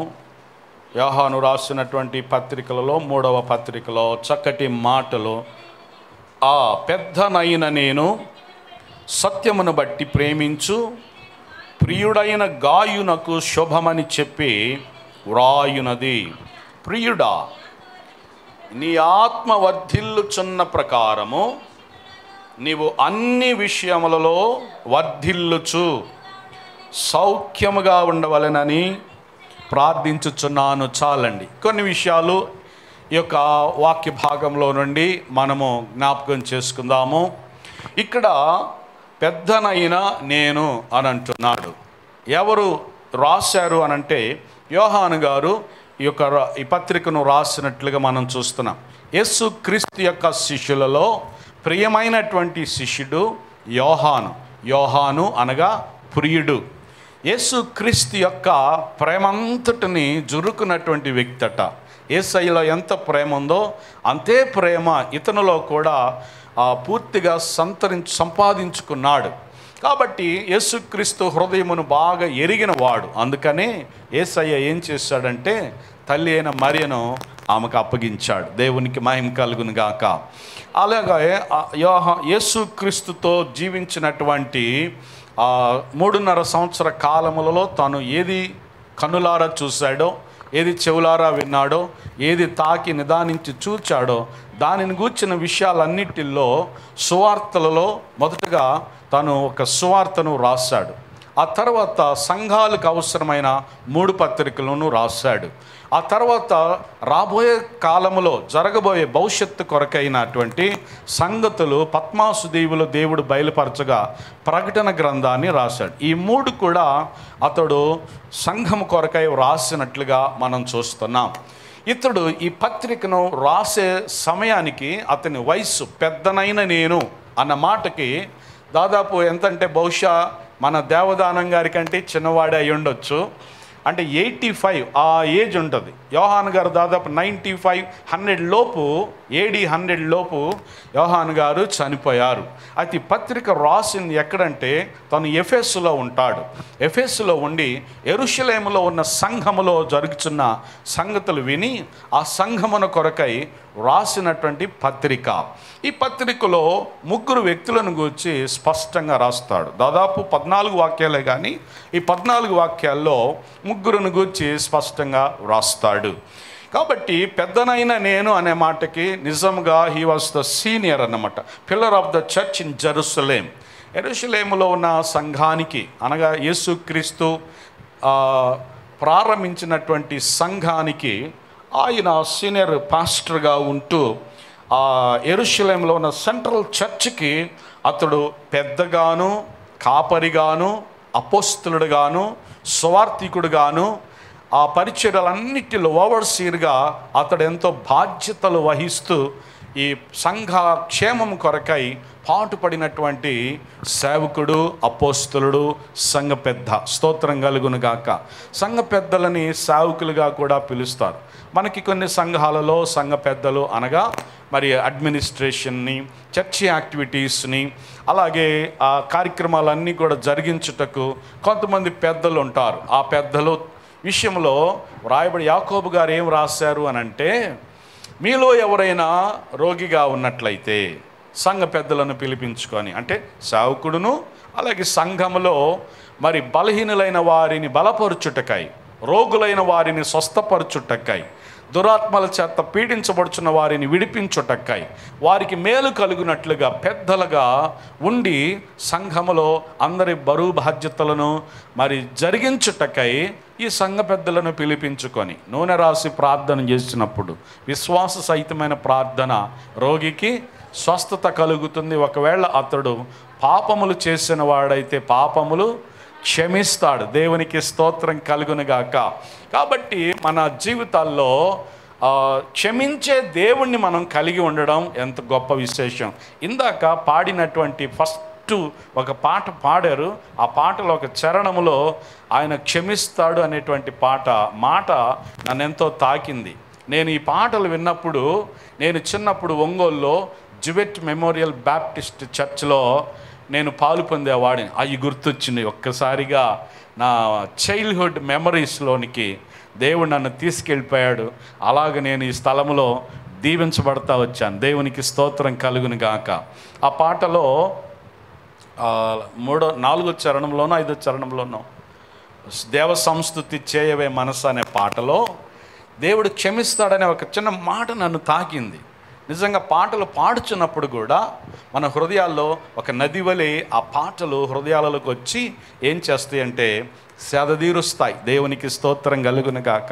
అందుకే వర్షిప్ లీడర్స్ ఏం చేస్తారంటే కమాన్ జాయిన్ విత్ అస్ అంట, కలిసి మాతో పాడదాము, కలిసి ఆరాధిద్దామంటారు. అలా కలిసి ఆరాధించేటప్పుడు నిజంగా మన జీవితాల్లో ఉన్న సారోస్, దుఃఖాలు, వేదనలు, సమస్యలు తీరిపోయి దేవుని సన్నిధిలో ఉన్న సంపూర్ణమైన సంతోషం, ఆ సమాధానం ఒకసారిగా మన హృదయాలలోకి నింపబడి మనం వచ్చిన స్థితి వేరుగా ఉంటుంది. వెళ్ళేటప్పుడు వేరే స్థితిలో గుండా మన హృదయాలు నూతన పరచబడినవై వెళతాయి. దేవునికి స్తోత్రం కలుగునుగాక. కాబట్టి అలాగా పెద్దలు ఏదైనా చెప్తున్నప్పుడు పిల్లలు ఏం చేయాలట? వినాలి కదా. పిల్లలారా ప్రభువునకు మీరు పెద్దలైనటువంటి వారికి లోబడి వారి మాట వినుడి అంటారు. కనుక పెద్దలు చక్కగా వారి మాటలు చెప్తున్నప్పుడు మన్నించటం అనేటువంటిది కూడా ఎంతో గొప్ప విషయం. అయితే ఇక్కడ మనం గమనించినప్పుడు ముగ్గురు వ్యక్తులు కనపడతారు. ఒకరు గాయు, రెండవది 9వ వాక్యంలో దియోత్రఫే, అలాగే 12వ వాక్యంలో దేమేత్రి, ముగ్గురు కనపడతారన్నమాట. ఈ ముగ్గురిని గూర్చినటువంటి విషయాల్లో ఎక్కువగా గాయిని గూర్చిన ఒక శ్రేష్టమైన సంగతులు మనము తెలుసుకోవడానికి ప్రభు యొక్క అవకాశాన్ని ఇచ్చాడు. నా మనసులో ప్రభువు ఈ వర్తమానాన్ని పెట్టినందున ఈ 30వ వార్షికోత్సవ సభలో ఈ సంగతులను ప్రభు మనందరి మనస్సులలో, హృదయాలలో స్థిరపరిచి గాయు ఎలాగైతే వర్ధిల్లాడో మనల్ని వర్ధిల్లునట్లుగా ప్రభు చేయుటకు ప్రభు కోరుకుంటున్నాడు. స్తోత్రం కలుగునుగాక. గాయులో ఉన్నటువంటి అనుభవాలు ఏంటంటే, నీ ఆత్మ వర్ధిల్లుచున్న ప్రకారము నీవు అన్ని విషయములలో వర్ధిల్లుచు సౌఖ్యముగా ఉండవలనని ఓ ప్రార్థన పెద్దగా సంఘ కాపరిగా ఉండి గాయు అనేటువంటి ఆయన కూడా ఆ సంఘములో ప్రధానమైన పెద్ద. అతడు ఎలా ఉన్నాడట? అతడు ఆత్మలో వర్ధిల్లుతూ వచ్చాడు. ఇలాగ అతడు వర్ధిల్లుచున్నటువంటి అనుభవాలను గురించి కొన్ని విషయాలు మనం గమనిస్తే, గాయు అనేటువంటి ఒక పేరు ఒక కామన్ యూరోప్ దేశంలో గాయు అనేటువంటి పేరు కామన్గా ఉంటుంది. మనకు గనక మన కామన్ నేమ్ కొంతమంది సుబ్బారావు, వెంకటేశ్వరరావు, లేకపోతే మన క్రిస్టియన్ పేరుల్లో చిట్టిబాబు, లేకపోతే జాన్ బాబు, లేకపోతే చిన్ని, నాని, ఎలా కొన్ని కామన్ నేమ్స్ ఉంటాయో గాయు అనేటువంటిది కామన్ నేమ్. దాని అర్థం ఏంటి అనంటే లాభాపేక్షాన్ని అంటే అతను అభివృద్ధి చేయువాడు అని అర్థం అంట. గాయు అనేటువంటి మాటకి లాభాపేక్షాన్ని చేకూర్చేవాడు. అయితే ఈ గాయు ఇక్కడ ఈ ఒక్క వ్యక్తే కాదు, కానీ ఒక నలుగురు గాయులు కనపడతారు. ఆ నలుగురు గాయులలో మొట్టమొదటిగా ఒక గాయు ఆయన అనుభవాన్ని మనం గమనించినట్లయితే అపోస్తుల కార్యములు 19వ అధ్యాయము 29వ వాక్యంలో మాసిదోనియా వాడైన గాయు ఉన్నాడు. మాసిదోనియా సంఘములో కూడా ఒక గాయు ఉన్నాడట. ఈ గాయు ఎలాంటి వాడు అనంటే సువార్త పరిచర్యలో ఎంతగానో సహకరించేవాడట. దేవునికి స్తోత్రం కలుగును గాక. కాబట్టి సంఘంలో ఉన్నటువంటి మనము ఈ సువార్త పనిలో నడుము బిగించుకొని మనము ప్రయాసపడుతూ ఈ సువార్తను ప్రకటించాలి. దైవజనుడు అంటాడు పౌలు గారు, సువార్త ప్రకటించకపోతే మన జీవితాల్లో సువార్త ప్రకటించకపోవటం కూడా ఒక శ్రమలో గుండా మనం వెళ్ళవలసి వస్తుంది. అందుకని సువార్త చెబితే ఇంకా పెద్ద శ్రమ. వ్యతిరేకతలు ఉంటాయి, తిరస్కరించే వాళ్ళు ఉంటారు, దూషించే వాళ్ళు ఉంటారు. ఆ యేసు ప్రభు గురించి మాకు చెప్పబాకు, వెళ్ళిపో అని చెప్పేసి అవమానపరుస్తారు. అయితే ప్రియులారా, మనం గమనించినట్లయితే ఈ అవమానాలు, ఈ నిందలు సువార్త నిమిత్తమై మనకు ఎదురవుతున్న వాటి విషయమై మనం తలుచుకుంటే యేసుక్రీస్తును హెబ్రీయులు రాసిన పత్రిక 5వ అధ్యాయంలో ఆయన అవమానమును నిర్లక్ష్యపెట్టి కలుగుచున్నటువంటి శ్రమలో నిందలన్నింటినీ యేసయ్య ఏం చేశాడట? నిర్లక్ష్య పెట్టాడు. He doesn't care about all these ఏమంటారు ఆ వ్యతిరేకతలని, తిరస్కారములను, దూషణను, నిందలను అస్సలు పట్టించుకోవట్లేదట. మనమైతే ఓ చిన్న మాట ఏదన్నా అంటే చాలు, ఏంది నీ చొక్క బాగలేదే, మంచి చొక్కా వేసుకురాలేదని ఎవరన్నా ఒక కామన్గా మాట్లాడారు అనుకోండి, ఏంటి నా చొక్కా ఎంత 3000 ఇది బాగలేదు అంటాడా అని పీక్కుంటా ఉంటారు ఇక ఆ రోజు కొంతమంది. కాబట్టి చిన్న చిన్న విషయాలకే కొంతమంది చాలా లోపల మదన పడతారు, నలిగిపోతుంటారు, అదొక ఫీల్ అయిపోతుంటారు.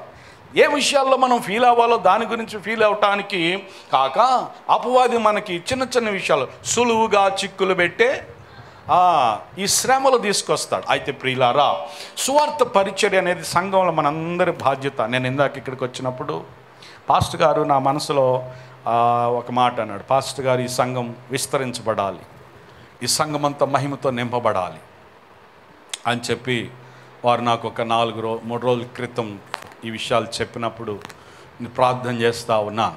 కాబట్టి రాబోయే రోజుల్లో దేవుడు తన మహిమతో మనల్ని నింపి మన ద్వారా అనేకులను దేవుడు, బహుశా నేను అనుకుంటున్నాను ఇక్కడ ఒక చిన్న క్యాప్షన్ ఒకటి ఉంటుంది, ఈచ్ వన్ క్యాచ్ వన్.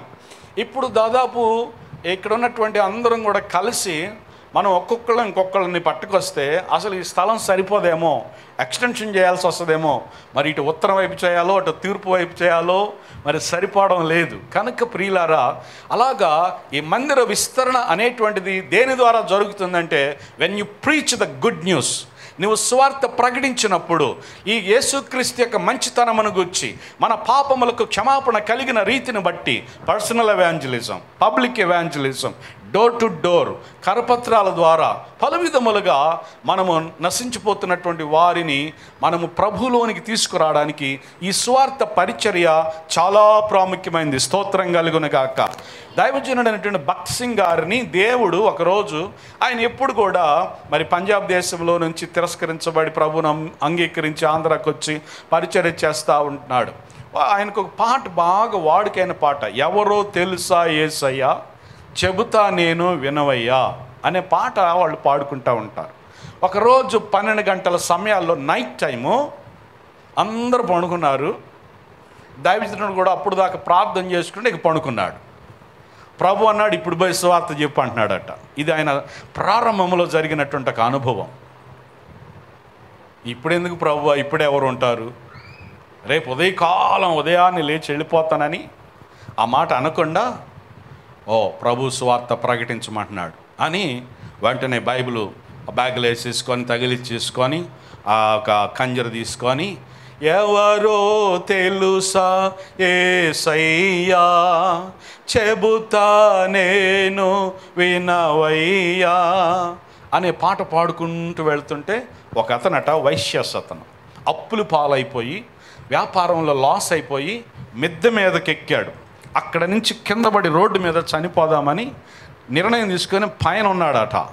ఈ ఇతను దైవ సేవకులు భక్త్ సింగ్ గారు పాడుకుంటూ వెళుచుంటుండగా ఆ మాటలు అతన్ని తాకాయట. యేసయ్య ఎవరు, రక్షకుడని ఆ పాటలోని అనేకమైన మాటలు అతని హృదయాన్ని తాకగా వెంటనే, అవునా, నా పరిస్థితులను మార్చగలిగిన వాడు, నా పాపాలను తీసివేయగలిగిన వాడు, నన్ను మరణం నుంచి తప్పించగలిగిన వాడు యేసు ప్రభు ఉన్నాడా అని గబగబా దిగి వచ్చి దైవ సేవకుడిని కలిసి తన బాధంతా చెప్పుకొని, అయ్యా నా కోసం ప్రార్థన చేయండి అని చెప్పినప్పుడు దైవ సేవకుడు ప్రార్థన చేయగా అర్ధరాత్రి ఆ చిన్న సువార్త ఒక పాట ద్వారా మరి ప్రకటించుకుంటా వెళ్ళుచున్నప్పుడు ఒక ఆత్మ రక్షించబడ్డాడు. దేవునికి స్తోత్రం కలుగునుగాక. ఏ రీతిగా ప్రభు ఎవరిని రక్షించనయ్యున్నాడో మనకు తెలియదు, కానీ మనమైతే ఈ సువార్తను ప్రకటించడం ద్వారా దేవుడు తన ప్రజలను రక్షించుకుంటాడు. ఆ బాధ్యత సంఘంగా రక్షించబడిన మనందరి మీద ఉన్నదని మనం గుర్తించి ఈ 30వ వార్షికోత్సవాన్ని తీర్మానం చేసుకొని, ప్రభువా నేను ఒక ఆత్మనైనా రక్షించడానికి, ఒక 6 months ఉన్నాయి మనకి కదా, ఇది 6వ మాసం, ఇంకొక 6 మాసాలు అనుకున్నాయి. ఈ 6 మాసంలో మీ మనస్సులలో మీ ఫ్రెండ్సో, మీ రిలేటివ్సో, లేకపోతే మీ నైబర్సో, లేకపోతే ఎవరున్నారో వారి మీద మీరు దృష్టి పెట్టుకొని ప్రార్థన చేసుకుంటూ వారితో ఫ్రెండ్షిప్ చేసి, ఆ తర్వాత వారికి క్రీస్తును పరిచయం చేసి, ఆ తర్వాత మందిరమును సేవకుని పరిచయం చేసినప్పుడు ఆ సేవకు వచ్చి సంఘంలో ఉన్న పెద్దలను అందరిని చూసి ఒక దైవికమైన కుటుంబంగా అతడు ఇందులో పాలు పొందుటకు, రక్షించబడుటకు, ప్రభు రాజ్యములో మరి తన జీవితము నిర్మించుకోవడానికి మనము ఒక గొప్ప ఛానల్గా మనం ఉండాలని దేవుడు కోరుతున్నాడు. స్తోత్రం కలుగునుగాక. కాబట్టి ఈ గాయు మాసిదోనియాలో దేవుని యొక్క స్వార్థ పరిచర్యలో సేవకులతో కలిసి ఈ పరిచర్యలో ఎంతో ప్రయాసపడ్డాడట. స్తోత్రం కలుగునుగాక. మరొక గాయు ఉన్నాడు, ఇతడు అపోస్తుల కార్యములు 20వ అధ్యాయము 4వ వాక్యములో, అపోస్తుల కార్యములు 20వ అధ్యాయం 4లో దెర్బే పట్టణస్థుడైనటువంటి గాయు, ఇతడట దైవ సేవకులకు పరిచర్య చేయటంలో ముందుండేవాడట. కొంతమంది ఆ పాస్టర్ గారి సంచి మోసేది ఏంది, నేను ఆ పాస్టర్ గారిని ఓరకు తిప్పేది ఏంది అటు ఇటు అని కొంతమందికి, అంటే బహుశా మీకు ఉండదులే, ఎందుకంటే మీ పాస్టర్ గారిని మీరు బాగా ప్రేమిస్తున్నారని నాకు అర్థం అవుతుంది. ఇన్నేళ్ళు ఈ పరిచర్యలో సహజంగా బాప్టిస్ట్ చర్చెస్లో ట్రాన్స్ఫర్స్ ఉంటాయి, కానీ ఏ ట్రాన్స్ఫర్ లేకుండా స్థిరంగా చక్కగా మీ అందరి మధ్యలో ఉన్నారంటే మీరు చాలా మంచోళ్ళు. మీ పాస్టర్ గారిని బహుశా కడుపులో నీళ్లు కదలకుండా చూసుకుంటున్నారేమో అనిపిస్తుంది. కాబట్టి అంత మంచి సంఘం, దేవునికి స్తోత్రం కలుగును గాక. మరి కొన్ని సంఘాల్లో అయితే కొట్లాట్లు, పోట్లాట్లు, ట్రాన్స్ఫర్లు, గందరగోళాలు ఉంటాయి. కానీ ఇక్కడ అలాంటివి ఏమీ లేకుండా మీరెంతో మంచిగా సేవకులతో చూసుకుంటున్నారని నాకు అనిపిస్తుంది. మరి దేవునికి మహిమ కలుగును గాక. కాబట్టి ప్రియులారా, సేవకునికి పరిచర్య చేయటంలో కూడా మన వంతుగా మనము సేవకుని పక్షంగా నిలబడి సేవకుడు ఏ ప్రయాసం అయితే పడుతున్నాడో ఆ ప్రయాసంలో మనము కూడా కొంత ప్రయాసపడగలిగితే, యేసుక్రీస్తు అన్నాడు, క్రీస్తు పడిన, పౌలు గారు అంటాడు, క్రీస్తు పడిన పాటలలో కొదువైన వాటిని నేను చేస్తున్నా. కాబట్టి నేను చేస్తున్నట్లుగా, నేను క్రీస్తును పోలి నడుచుకున్నట్లుగా మీరు నన్ను పోలి నడుచుకోండి అని చెప్పి సంఘానికి పౌలు గారు చెప్పినట్లుగా సేవకుడితో కలిసి ఈ సంఘ అభివృద్ధి, క్రీస్తు శరీరము అనే ఈ సంఘం, దేవుని మహిమతో నింపబడుచున్న ఈ సంఘం, పాపము ద్వారా మహిమ కోల్పోయినటువంటి వారందరికీ తిరిగి దేవుని మహిమ కలుగునట్లుగా మనమంతా ఈ యొక్క పరిచర్యలో సేవకునితో కూడా కలిసి మనం చేయగలిగినట్లయితే ఈ పరిచర్య అంచెలంచెలుగా అభివృద్ధి అవుతుంది. దేవునికి మహిమ కలుగునుగాక. 3వ గాయి ఉన్నాడు. ఆయన ఏ పట్టణంలో ఉంటాడు అని అంటే కొరింథీ పట్టణంలో ఉంటాడంట. 1 కొరింథీ పత్రిక 1వ అధ్యాయము 15వ వాక్యంలో 3వ గాయు కనపడతాడు. 1వ గాయు మాసిదోనియా వాడు, స్వార్థ పరిచర్యలు ఎంతో ప్రయాసపడుతున్నవాడు. అలాగే 2వ గాయు దెర్బే పట్టణస్థుడు, దైవ సేవకులతో కలిసి ఆ పరిచర్యలో వారికి ఎంతగానో సహకరిస్తున్నటువంటి వ్యక్తి. 3వ గాయు కొరింథీ వాడు. ఇతను 1 కొరింథీ పత్రిక 1:15లో యావత్ సంఘానికి ఆతిథ్యం ఇచ్చేవాడట. స్తోత్రం కలుగును గాక. చిన్న కోట్టం పెట్టుకున్నా కూడా బ్రహ్మాండమైన ఐటమ్స్ ఏర్పాట్లు చేసేసి సంఘం అంతటికి గొప్ప విందులాగా, అది బర్త్డే అవ్వచ్చు, అది బాప్తిసం పొందిన రోజు అవ్వచ్చు, లేకపోతే తన ఇంట్లో దేవుడు ఏదైనా మేలు చేసి ఉంటే ఆ దానిని బట్టి కానీ సంఘమంతటిని పిలుచుకుంటాడట. స్తోత్రం కలుగును గాక. కాబట్టి కొంతమంది కోటాలు పెట్టుకోవాలంటే మరి అంత ఉంటుంది కండి, మా ఇల్లు ఇరుకు, మాకు చిన్నగా కుదురుద్దో లేదో, మరి ఎంతో ఖర్చు ఉంటుంది. సరే ఇల్లు కుదరదు కాబట్టి ఫంక్షన్ హాల్ తీసుకుని ఉంటే అది ఎంతో కాస్ట్ ఉంది. ఇవన్నీ ఏం చేస్తాం పాస్టర్ గారు అని చెప్పి కొంతమంది ఫీల్ అవుతుంటారు. కొంతమంది ఏం చేస్తారంటే ఏ విధంగా చర్చిలోనైనా పెట్టేసుకుందాం అని చెప్పి చర్చిలోనే పెట్టేసేసుకుంటారు. ఏం చేస్తారంట, అందరికీ ఈ గాయ ఏం చేసేవాడంట, ఆతిథ్యం ఇచ్చేవాడట. స్తోత్రం కలుగును గాక. ఆతిథ్యం ఇచ్చుటలో కూడా ఆశీర్వాదం దాగి ఉంది. అబ్రహాము ఎప్పుడైతే ఎండవేళ దేవునిని తన ఇంటికి చేర్చుకొని ఆతిథ్యం ఇచ్చాడో అప్పటి వరకు ఎదురు చూస్తున్నటువంటి వాగ్దానం ఆ దినాన దేవుడు ఆమెనని పలికేశాడు. నేటికి నెక్స్ట్ ఇయర్కి ఇదిగో నీ కౌగిటిలో బిడ్డ ఉంటాడు, వాగ్దాన పుత్రుడు. స్తోత్రం కలుగును గాక. దేవుని వాగ్దానాలు ఎన్నో మనకు ఉన్నాయి. ఈ వాగ్దానాలు నెరవేర్చుటకై మనము ఆతిథ్యం ఇచ్చుట ద్వారా కూడా, ఒకరినొకరం ప్రేమించుట ద్వారా, ఒకరినొకరం ఆదరించుకునడం ద్వారా, ఒకరికొకరికి ఆతిథ్యం ఇచ్చుకునడం ద్వారా, ఒకరినొకరం గౌరవించుకునడం ద్వారా దేవుని ఆశీర్వాదాలు ఎంతో మనకి దాచిన అన్నీ కూడా దేవుడిస్తాడు. నేను అబ్రహామును స్టడీ చేసినప్పుడు అబ్రహాంకి అప్పుడు వయసు ఎంత, దాదాపు 99 అయి ఉండొచ్చు కదా. 99 అయినప్పుడు అతడు ఎలా దేవుని దగ్గరికి వెళ్ళాడట, పరిగెత్తుకుంటూ వెళ్ళాడట. పరిగెత్తుకుంటూ వెళ్ళి సాష్టాంగపడి నమస్కారం చేసి దేవునిని అయ్యలారా నా ఇంటికి రండి అని చెప్పి ఆహ్వానించాడు. వచ్చిన తర్వాత పరుగున పనివాళ్ళ దగ్గరికి వెళ్ళాడట. పనివారి దగ్గరికి వెళ్ళి ఒక మంచి లేగ దూడని పొట్టేలు కంటే బ్రహ్మాండంగా ఉండాలని చెప్పి చూసి దాన్ని చేయమన్నప్పుడు అక్కడికి వెళ్ళాడు. ఆ తర్వాత పరిగెత్తుకుంటా మళ్ళీ సారం గారి దగ్గరికి వచ్చాడు. పనివారి దగ్గరికి మంచి రొట్టెలు చేయండి, జున్ను, అలాగే మంచి గడ్డ పెరుగులు, అలాగే ఇంకా పలు రకాలైనటువంటి మంచి పదార్థాలన్నీ కూడా గబగబ చేయమన్నాడు. బహుశా ఇప్పుడైతే మనకు అన్నీ ఓవెన్స్ అని, ఎలక్ట్రికల్ మెటీరియల్స్ ఏమేవో మనకు వచ్చేసాయి స్పీడ్గా జరగడానికి. ఆ రోజుల్లో మరి ఆ స్పీడ్ అనేది లేదు, అంతా ఆ చేతులతోనే జరగాలి. మరి ఎలా చేశారో ఏమో, ఎంతసేపు అక్కడ ఉన్నారో ప్రభు, ఎంతసేపు అక్కడ వారి సహవాసం కలిగి ఉన్నారో. ఆ ఆతిథ్యం తీసుకున్న తరువాత చక్కగా దేవుడు అబ్రహామును ఆశీర్వదించి వెళ్ళాడు. స్తోత్రం కలుగును గాక. చిన్నప్పుడు మా అమ్మగారు కూడా ఎప్పుడైనా ఎక్కువ కోళ్ళు పెంచేది. కోళ్ళు పెంచితే కోడిని కోసినప్పుడల్లా ఈరోజు ఎవరైనా సేవకుడు వస్తే బాగుండు, ఈరోజు ఎవరైనా సేవకుడు వస్తే బాగుండు. నేను అనేవాడిని, అసలు కొయ్యగా అక్కడ కోసావు, ఆ కోసిందేదో మనమే కడుపారు తిందాం, సేవకులకి ఎందుకో, ఆ సేవకులకి ఎక్కడో ఉంటుంది కదా, వాళ్ళ సొంత ఇళ్ళు ఉంటాయి కదా అంటే తప్పురా, అలా మాట్లాడబాకు. సేవకుడు వచ్చి భోజనం చేస్తే మనం తినేది మనకి దీవెన ఉండదు, సేవకుడు వచ్చి భోజనం చేసి దీవించి వెళ్తే మనకి దీవెన వస్తుంది అని చెప్పారు. ఆ రోజుల్లో నాకు పిలుపు లేదు, ఆ రోజుల్లో సేవ తెలీదు. పాస్టర్ గారి అబ్బాయినే ఆ కాంగ కొడుతున్నట్టు డ్రమ్ము కొడతా కూర్చునేవాడిని. దేవుడి సేవ అంటే వ్యతిరేకత, దేవుడి సేవ అంటే ఇష్టం ఉండేది కాదు. ఎందుకంటే నాన్నగారు అన్ని కుటుంబాల్లో నుంచి రక్షించబడి 5 అన్నదమ్ములు అయితే వారందరూ వెంకటేశ్వర స్వామినని, ఆ తర్వాత ఇంకొక దేవుని కొలిసేవారు.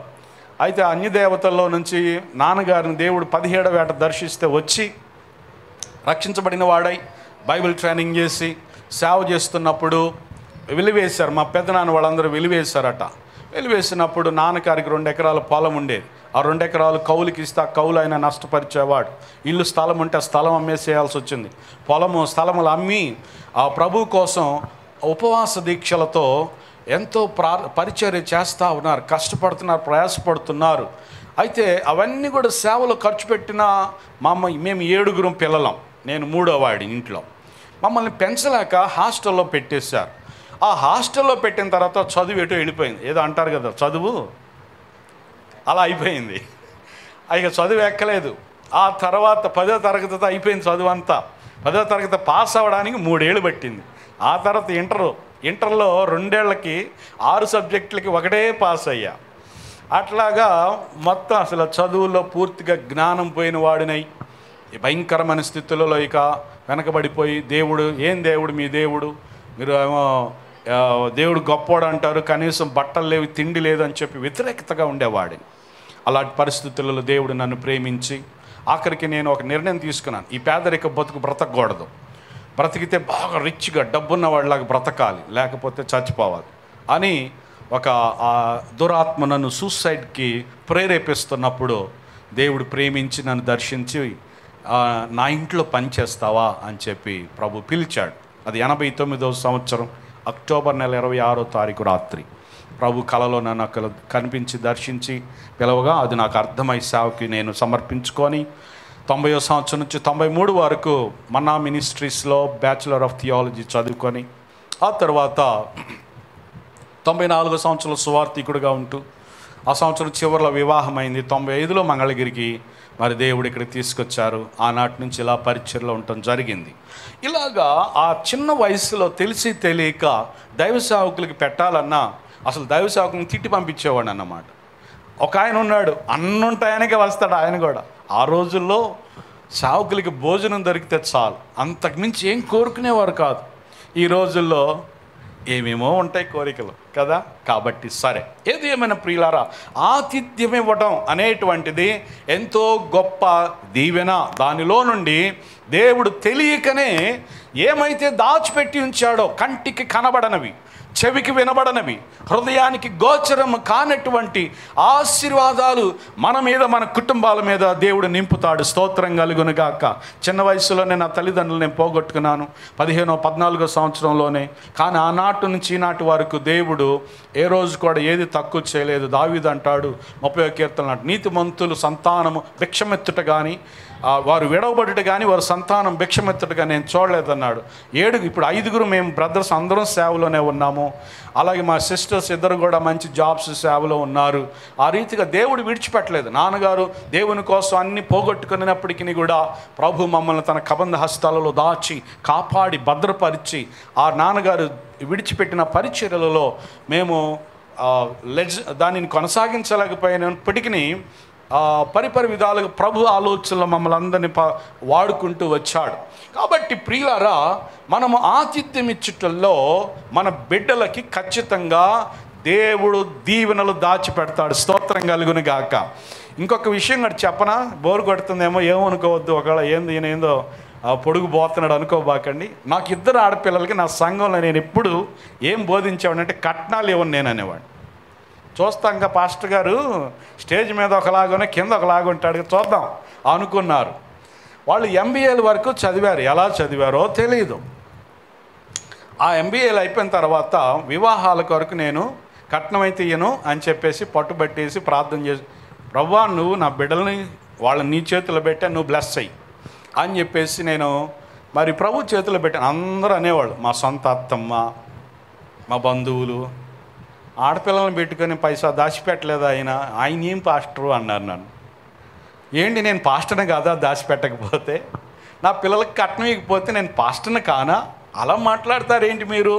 కట్నం ఇవ్వమని బైబిల్ ఎక్కడన్నా రాసుందా? ఇంకా ఓలిచ్చి కొనుక్కోవాలి చెప్పాలంటే ఆడపిల్లకాయలని కదా. నేను అది ఫాలో అవుతా వస్తున్నా. అది వాళ్ళకేం వింతగా ఉంది. అయితే పెళ్ళైన తర్వాత పాస్టర్ గారు అన్నది నిజమే, ఆయన మొండోడ్లే అంటున్నారు. ఆ మొండితనం అనేది భక్తిలో ఉండాలి ప్రియులారా. ఖచ్చితంగా వాక్యం ఏమైతే చెప్తుందో దాని యందు మనం నిలిచి ఆ వాగ్దానాలు పట్టుకొని వాటి యందు విశ్వసించు ఆ రీతిగా ప్రభు మీద ఆనుకున్నప్పుడు ప్రభు అద్భుతంగా చేస్తాడు. పెద్ద బాబు బ్యాంక్ ఎంప్లాయ్ అయితే దేవుడి సేవకు రిజైన్ చేసి వచ్చేసాడు పెద్దలుడు గారు. ఆయన ఇప్పుడు ఈ నవలూరు పరిచయం చూసుకుంటున్నారు. చిన్న పాపని డాక్టర్ గారు ప్లస్ మినిస్ట్రీ కూడా ఉంది గుంటూరులో. చిన్న పాపని కూడా దేవుడు మినిస్ట్రీలో వాడుకుంటున్నారు. వాళ్ళిద్దరికి పైసా ఇవ్వాలి. డాక్టర్ గారికి కట్నం ఇవ్వాలా లేదా? 50 లక్షలు ఇచ్చే వచ్చారంట సంబంధాలు. కానీ దేవుడు అలా తీసుకెళ్ళాడు మా అమ్మాయి నా ఇంటికి.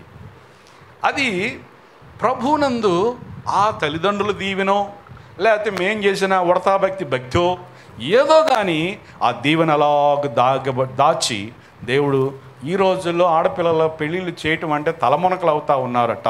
మరి నాకైతే ఎంతో సులువు అయిపోయింది. అసలు భారం అనిపించలేదు. పెద్ద పాప పెళ్లి ఖర్చులు 2 లక్షలతో అయిపోయింది, భోజనాల ఖర్చులే.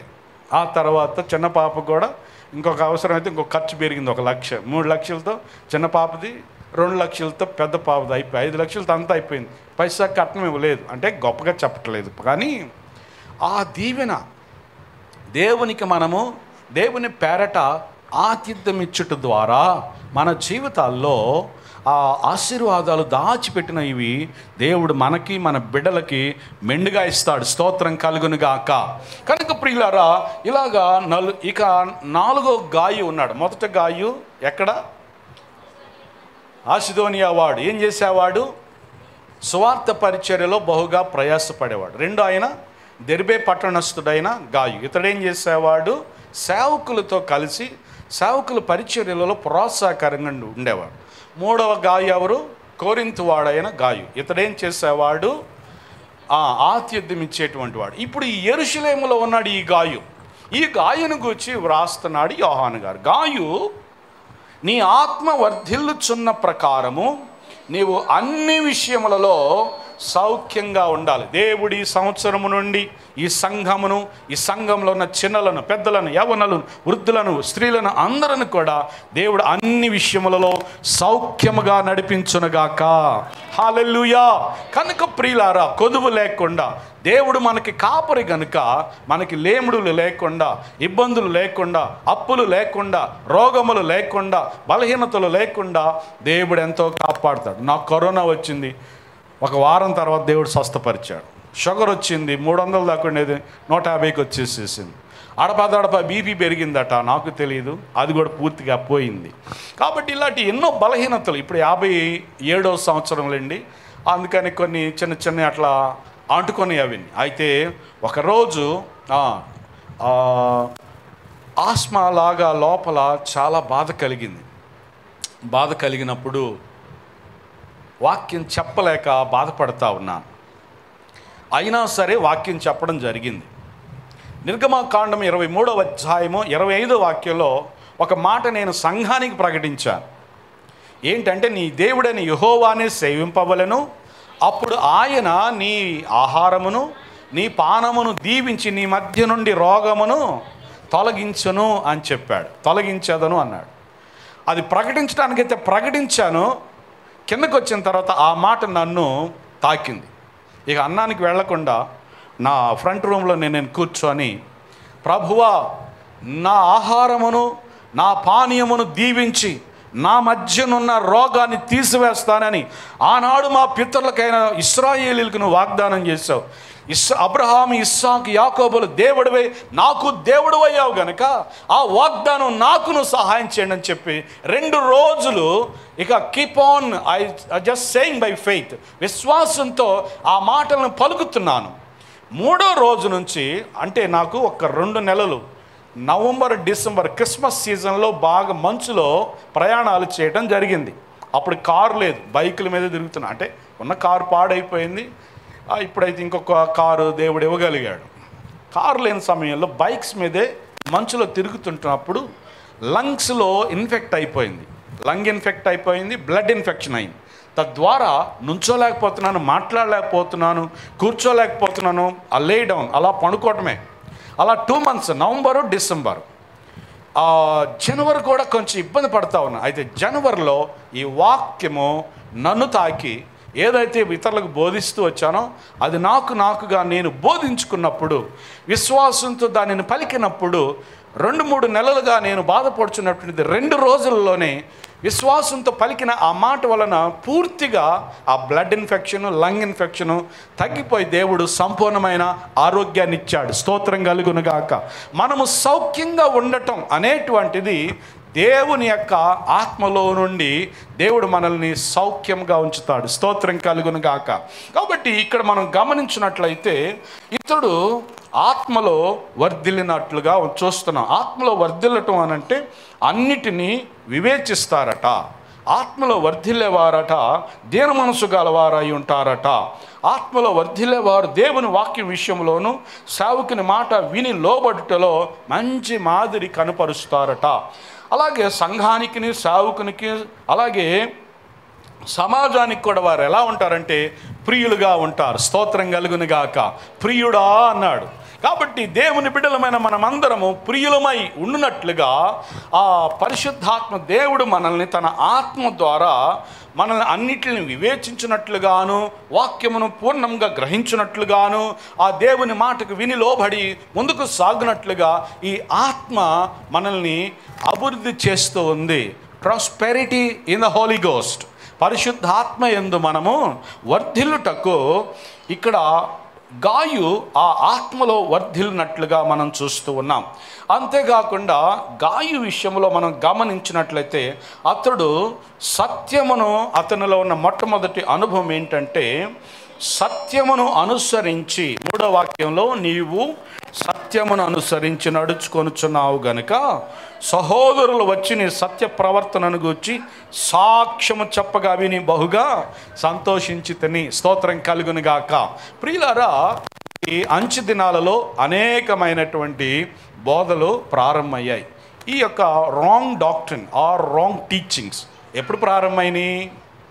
ఏదేనులో సంఘం, ఆదాము అవ్వలు దేవుడు అదొక సంఘంగా, మహిమ కలిగిన సంఘముగా, ఏదేనంతా కూడా మహిమతో దేవుడు మనుష్యుడు కలుసుకునేటువంటి ఆ స్థలం, ఆ మహిమ కలిగిన ఆ స్థలంలో అవిధేయత అనేది, అసత్యం అనేటువంటిది సాతాను ద్వారా ప్రారంభములోనే బోధించబడిందట. దేవుడేమో మీరు చనిపోతారు అని అంటే, అపవాదేమో మీరు చనిపోరు అని చెప్పాడు. కాబట్టి సంఘం మీద అసత్యంతో కూడిన బోధలు దాడి జరుగుతూనే ఉన్నాయి. అబద్ధము అలాగే నిజము, ఈ రెండంట కొంతకాలం ఫ్రెండ్స్గా ఉన్నాయట. ఎవరట ఫ్రెండ్స్? అబద్ధము, నిజము. ఈ అబద్ధం ఏం చేసిందంటే ఎలాగైనా సరే ఈ నిజాన్ని మట్టుబెట్టేసాలి, నేనే, నా మాటే భూమి మీద విస్తరించాలి అని చెప్పి ఈ అబద్ధము ఈ నిజాన్ని ఏం చేసిందంటే, మన ఇద్దరం ఒకరోజు చెరువులో పోయి స్నానం చేద్దాం పదా అని. నాకు పెద్దగా పడదలేబ్బా, నువ్వు చేసుకోపంటే, ఏంటి మనం ఫ్రెండ్స్ అయితే కలిసి స్నానం చేయకూడదా అన్నాడు. సరేనని చెప్పేసి ఇద్దరు కూడా మరి బట్టలన్నీ తీసేసి లోపలికి వెళ్ళిపోయి స్నానం చేస్తుంటుండగా ఈ అబద్ధం ఏం చేసిందంటే గబగబా పైకి వచ్చేసి ఆ బట్టలన్నీ తీసుకొని పారిపోయింది. ఇక నిజం ఏం చేయాలో అర్థం కాక నీళ్లలోనే చాలాసేపు ఉండిపోయింది. ఈలోపు ఈ అబద్ధమే నిజము వస్త్రాలు ధరించుకొని ఊరంతా లోపలేమో అబద్ధం, బయటకేమో సత్యవంతుడిగా కనబడతా వచ్చి అబద్ధమును సత్యంగా మార్చి పడేశాడు. ఈలోపు సత్యం మౌనం అయిపోవాల్సి వచ్చింది. అందువలన సత్యం కనుమరుగైపోతా వస్తుంది. సత్యమును ప్రజలు అంగీకరించడానికి ఇట్ టేక్స్ టైం. ఎందుకంటే అబద్ధమే త్వరగా వ్యాపిస్తుంది, నిజం అనేది అంత త్వరగా వ్యాపించడం లేదు. ఎందుకు అనంటే ఈ అబద్ధము, అసత్యం అనేటువంటిది అపవాది లోకములో ఉండి సత్యవంతుడైన యేసును గూర్చి, సత్యవాక్యమును గూర్చినటువంటి యేసయ్య మాటలను విననీయకుండా అబద్ధమునే ప్రకటించేలాగా చేస్తూ, సత్యమునకు ప్రజలను దూరముగా చేస్తూ, అబద్ధమునకు జనకుడైన ఈ అపవాది ఈ తప్పుడు బోధల చేత మనుషులను గందరగోళం చేస్తున్నాడు. అనేకమైన కల్పితమైన బోధల చేత ప్రజలను కొట్టిమిట్టాడులాగా చేస్తున్నాడు. ఏది నమ్మాలో ఏది నమ్మకూడదో అర్థం కాని స్థితిలో. ఒకప్పుడు కరోనా రాకముందు సంఘాల్లో అందరూ ఎంతో సంతోషం కలిసిమెలిసి ఉండేవాడు. ఇప్పుడు సంఘాలన్నీ ముడిసిపోయినాయి, అతిపెత్తి తాగులైపోయి ఎవరి సంఘాలు వాళ్ళు అయిపోయారు. అసలు సంఘాలు ఇదైపోయినాయి. సంఘాలలో ఉద్యమము, సంఘాలలో ఆత్మలు చేర్చబట్టం అనేది ఎలా తగ్గిపోయింది తెలుసా? కరోనా టైంలో అందరికీ ఫోన్లు వచ్చేసాయి. ఇట్లాగా ఇక ఫోనుల్లోనే యూట్యూబుల్లోనే మెసేజ్లు వచ్చేసాయి. అక్కడ నుంచి ఏమైపోయింది తెలుసా? రెగ్యులర్గా చర్చికి వచ్చే బిలీవర్స్ చర్చిలు మానేసేసారు. వాళ్ళకి ఎక్కడుంది చర్చి? చేతిలోనే పాస్టర్ గారి వాక్యాలు వచ్చేస్తాయి, రకరకాలైన బోధలు వచ్చాయి. ఈ కరోనా వ్యాధి తీసుకురావటమే కాదు కానీ అనేకమైన దుర్బోధలు యూట్యూబ్లో నుంచి వచ్చేసేసి సంఘం మీద బహుగా దాడి చేసింది. దీనినే సామెతల గ్రంథంలో బండ మీద సర్పము జాడ. కాబట్టి ఈ అసత్యం అనేటువంటిది సంఘములో దాడి జరుగుతూనే ఉన్నందున మనమందరము సత్యమునకు స్తంభాలుగా ఉండాలట. స్తోత్రం కలుగునుగాక. తిమోతి పత్రికలలో దైవజనుడు అంటే పౌలు గారు తిమోతికి ఏం చెప్తారంటే, జీవము గల దేవుని సంఘములు జనులు ఎలాగుండాలో అని చెబుతూ ఆ యొక్క జనులు జీవము కలిగిన వారై ఉండాలి, సత్యమునకు స్తంభంగా ఉండాలట. స్తోత్రం కలుగునుగాక. కాబట్టి సత్యమును బాగా ఇతడు ఏమై ఉన్నాడు? సత్యమును అనుసరించి నడుచుకునేవాడు. స్తోత్రం కలుగునుగాక. ఎంత మంచివాడో కదా.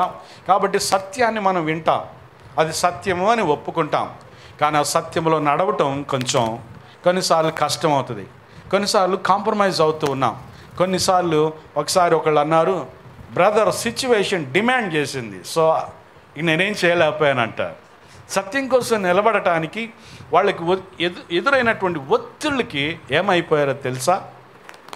కాంప్రమైజ్ అయిపోయి అది సత్యమని తెలిసిన ఆ సత్యాన్ని విడిచిపెట్టి అసత్యమును చేయుటకు ఆ సాతాను కొన్ని ఒత్తిడులు తీసుకురాగా ఆ ఒత్తిడులలో గురైపోయి బలంగా నిలబడలేకపోయారు.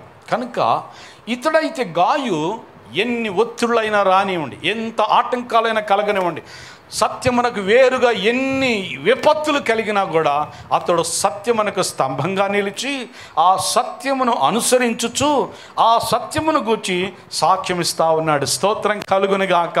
ఆ రీతిగా ప్రియులారా, దేవుని యొక్క వాక్యము సత్యమైనది కనుక యోహాను సువార్తలో మనందరికీ తెలుసు 14వ వాక్యం 16వ వాక్యంలో ఏమంటాడంటే, మొదటి యోహాను పత్రికలో 1వ అధ్యాయం 14లో వాక్యము శరీరధారి అయి కృప సత్య సంపూర్ణుడిగా మన మధ్య నివసించాడు. స్తోత్రం కలుగునుగాక.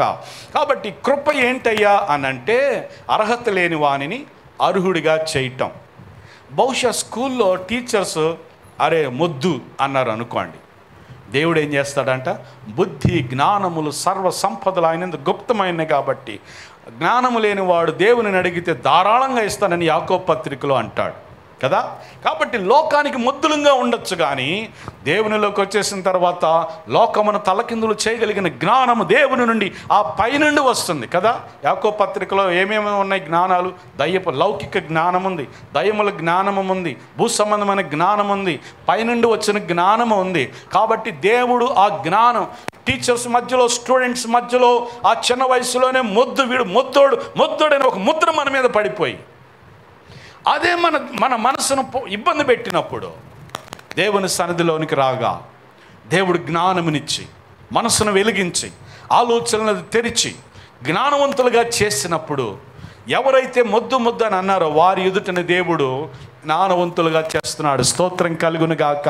కాబట్టి ప్రియులారా, మన జీవితాల్లో మనం గమనించినట్లయితే ఈ సత్యమును అనుసరించి ఆ సత్యం కొరకు సాక్షులుగా ఉండుటకు ఎన్నో ప్రెషరైజ్డ్ జాబ్స్లో కానీ, బిజినెస్లో కానీ, డైలీ వర్క్స్లో కానీ, ఫ్యామిలీలో కానీ, ఆ కుటుంబ వ్యవస్థలో కానీ నిజంగా సత్యం కొరకు నిలబడడానికి ఎన్నో ఒత్తిళ్ళు మనకు వస్తున్నాయి.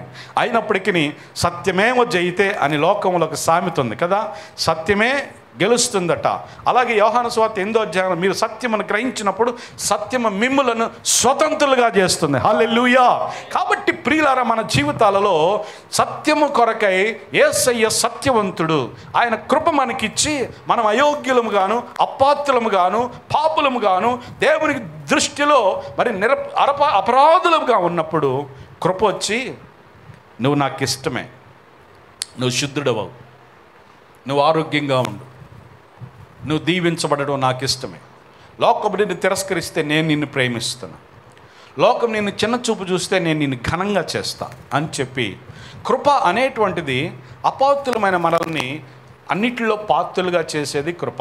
ఈ చిన్న మాట చెప్పి నేను త్వరగా ముగించడానికి ప్రయత్నం చేస్తున్నాను, టైం కూడా అయిపో వస్తుంది. మనందరికీ తెలిసినటువంటి పాపాత్మురాలైన స్త్రీని వచ్చి యోహాను సువార్త 7-8 అధ్యాయాల్లో చూస్తాం. అందరూ ఆమెని పాపాత్మురాలు అంటున్నారు. అందరూ యేసయ్య దగ్గరికి వచ్చారు. పాపమందు పట్టబడిన స్త్రీ, పాపమందు పట్టబడిన స్త్రీని చంపడానికి ధర్మశాస్త్రం నెరవేరుస్తున్నటువంటి భక్తులు, అసలు పూర్ణ సత్యవంతుడైనటువంటి యేసు. 3 గుంపులు అక్కడ ఉన్నాయి. ఒకటి పూర్ణంగా యేసుక్రీస్తు సత్యవంతుడు, పరిపూర్ణుడైన సత్యవంతుడు. అలాగే పూర్ణంగా పాపములో కూరుకుపోయి పాపము చేత మరణము కోయి ఆ మరణ పంచుల మధ్యలో నిలబడిన స్త్రీ. సత్యవంతులు అని పాప ముసుగులో ఉన్నటువంటి ఒక సమాజం. ఈ ముగ్గురు మధ్యలో జరిగిన అనుభవం ఏంటంటే, ప్రభు అన్న మాట ఏంటి, మీలో పాపము లేని వారు ఆమె మీద రాయి వేసి ఆమెను చంపొచ్చు అని ప్రభు అవకాశం ఇచ్చాడు. ఎవరు కూడా చంపలేదు. ఎందుకంటే యేసు ప్రభు మరి అక్కడ ఏమో రాస్తున్నాడంటే, ఏమి రాశాడో మనమైతే అది ఇది అని చెప్పలేకపోతున్నాము. కనుక ప్రభు అందరి హృదయాలు ఎరిగిన దేవుడు, ఎవరైతే ఉక్రోషంతో చంపేయాలనుకున్నాడో వాని సంగతులు ఏమో రాస్తున్నాడేమో మరి మనకు తెలియదు. అప్పుడు పెద్దవారు మొదలుకొని చిన్నవారి వరకు అందరూ వెళ్ళిపోయారు. ఇంకెవరున్నారు? పాపి అను పరిశుద్ధుడైన దేవుడు ఇద్దరే ఉన్నారు. ప్రభు అడుగుతున్నాడు, నీతిమంతుడైన దేవుడు, అమ్మ ఎవరు నిన్ను శిక్షించలేదంటే, నేనును నిన్ను శిక్షించను. అది కృప. స్తోత్రం కలుగునుగాక. కృప అనేటువంటిది శిక్షకు పాత్రులైనటువంటి వారిని శిక్ష నుండి తప్పించేదే దేవుని మహాకృప. హల్లెలూయా. సత్యం ఏంటయ్యా అంటే, ఆమెకు దేవుడు వేసే చెప్తాడు, ఇక పాపం చేయొద్దు అన్న. అది సత్యం. ఆ విషయంలో ఒక సంపూర్ణుడిగా ఆయన సమాజానికి ప్రత్యక్షమై ఆయనను గురించి అనేకులు ఆయన పాపుల స్నేహితుడని, ఆయన పాపుల మధ్యలో తిరుగుతాడని, పాపులతో భోజనం చేస్తాడని, ప్రధాన పాపి అని ఆయన నిందిస్తున్నప్పుడు ఆయన యోహాను సువార్త 8వ అధ్యాయంలో నాలో పాపముందని మీలో రుజువు చేయగలిగితే చేయమని చెప్పి సవాలు విసిరేసినప్పుడు ఆయన సత్యవంతుడిగానే నిలిచిపోయాడు. దేవునికి స్తోత్రం కలుగును గాక. ఆ సత్యమును కన్నులారా చూచి ఎరిగినటువంటి యోహాను ఈ సత్యమందు ఒక స్తంభంగా నిలబడి ఆ సత్యమును అనుసరిస్తూ వచ్చాడు. అదే అనుభవం గుండా దేవుడు సంఘానికి ఆ అనుభవాన్ని ఇచ్చాడు. సంఘం కూడా సత్యమునకు ఒక స్తంభంగా నిలబడాలని ప్రభు కోరుతున్నాడు. దేవునికి మహిమ కలుగును గాక. అలాగే మనం గమనించినట్లయితే అతడట ప్రేమ కలిగిన వాడిగా ఉన్నట్లుగా దేవుని వాక్యంలో మనం చూస్తూ ఉన్నాం. 5-6 వాక్యాల్లో మనం గమనించినట్లయితే, ప్రియుడా, వారు పరదేశులైనను సహోదరులుగా ఉన్న వారికి నీవు చేసినదెలా విశ్వాసి తగినట్టుగా చేయుచున్నావు. వారు నీ ప్రేమను గుర్చి సంఘం ఎదుట సాక్ష్యం ఇచ్చారు. రెండవ సాక్ష్యం. మొదట అతడే ఎలాంటి వాడిని సాక్ష్యం ఇచ్చింది? సంఘం కానీ, సేవకులు కానీ, సమాజం కానీ, అతడు సత్యవంతుడు. రెండవదిగా అతని గురించి ఇచ్చిన రెండవ సాక్ష్యం ఏంటంటే, అతడు ప్రేమ కలిగిన వాడు. స్తోత్రం కలుగును గాక. ప్రేమ అనేటువంటిది ఈ రోజుల్లో కొంచెం తక్కువైపోతూ ఉంది. బైబిల్ గ్రంథంలో ఈ మధ్యకాలంలో మరి చాలా సంఘానికి స్వార్థ పరిచర్య చేయుటకు ఎన్నో ఆటంకాలు వస్తూ ఉన్నాయి. అప్పుడు అంతేకాకుండా ఈ మధ్యకాలంలో మనందరికీ తెలిసిన ప్రవీణ్ పగడాల గారిని చంపిన రీతి, ఈ స్వార్థ పరిచర్య విషయాలలో ప్రభుత్వాలు కూడా ఏకమై ఈ యొక్క దేవుని ప్రేమను లోకానికి తెలియనీయకుండా మరుగుపెట్టే పరిస్థితులు కలుగుతున్నప్పుడు ఏం చేయాలి? తుపాకు తీసుకుని ఎవడన్నా సువార్త ఆపుతుండడానికి కాల్చి పడేద్దాం అనిపించింది మైండ్లో. కాకపోతే తప్పు అని అర్థమై ఏం చేయాలి ప్రభు అని చెప్పేసి మళ్ళా తిరిగి వాక్యంలోకి వస్తే మత్తయి సువార్త 5వ అధ్యాయంలో మిమ్మల్ని హింసించే వారి కొరకు ప్రార్థన చేయండి అన్నాడు. కర్ర తీసుకొని ఎదురుగా కొట్టమని లేదు, ఎదురుగా తిట్టమని లేదు. మాకు రాజ్యాంగం ఉంది, చట్టం, కాబట్టి ఎవడు ఆపడానికి అంటానికి లేదు. ఏం చేయాలట? ఈ మధ్యకాలంలో పేడ నీళ్లు చల్లుతున్నారు సువార్తకు వెళ్ళినట్టు. ఒక సేవకుడు అలాగే ఆ పేడ నీళ్లు పోయించుకొని ఏమన్నా మౌనంగా వెళ్తూ ఉన్నాడు. ఇదంతా ఏంటంటే ప్రేమ మరణం అంత బలవంతమైంది. ఎఫెసు పత్రిక 5వ అధ్యాయంలో మనం గమనిస్తే క్రీస్తు సంఘమును ప్రేమించి సంఘము కొరకు ఆయన ఏం చేశాడంటే తన ప్రాణాన్ని పణంగా పెట్టేశాడు. స్తోత్రం కలుగును గాక. ప్రేమలో త్యాగం దాగి ఉంది. ప్రేమ తప్ప దానికి రివెంజ్ అంటారు కదా, దానికి పగ తీర్చుకోవడం అనేది లేదు. కయ్యూని యొక్క రక్తం పగ తీర్చమని మొరపెడతా ఉంది.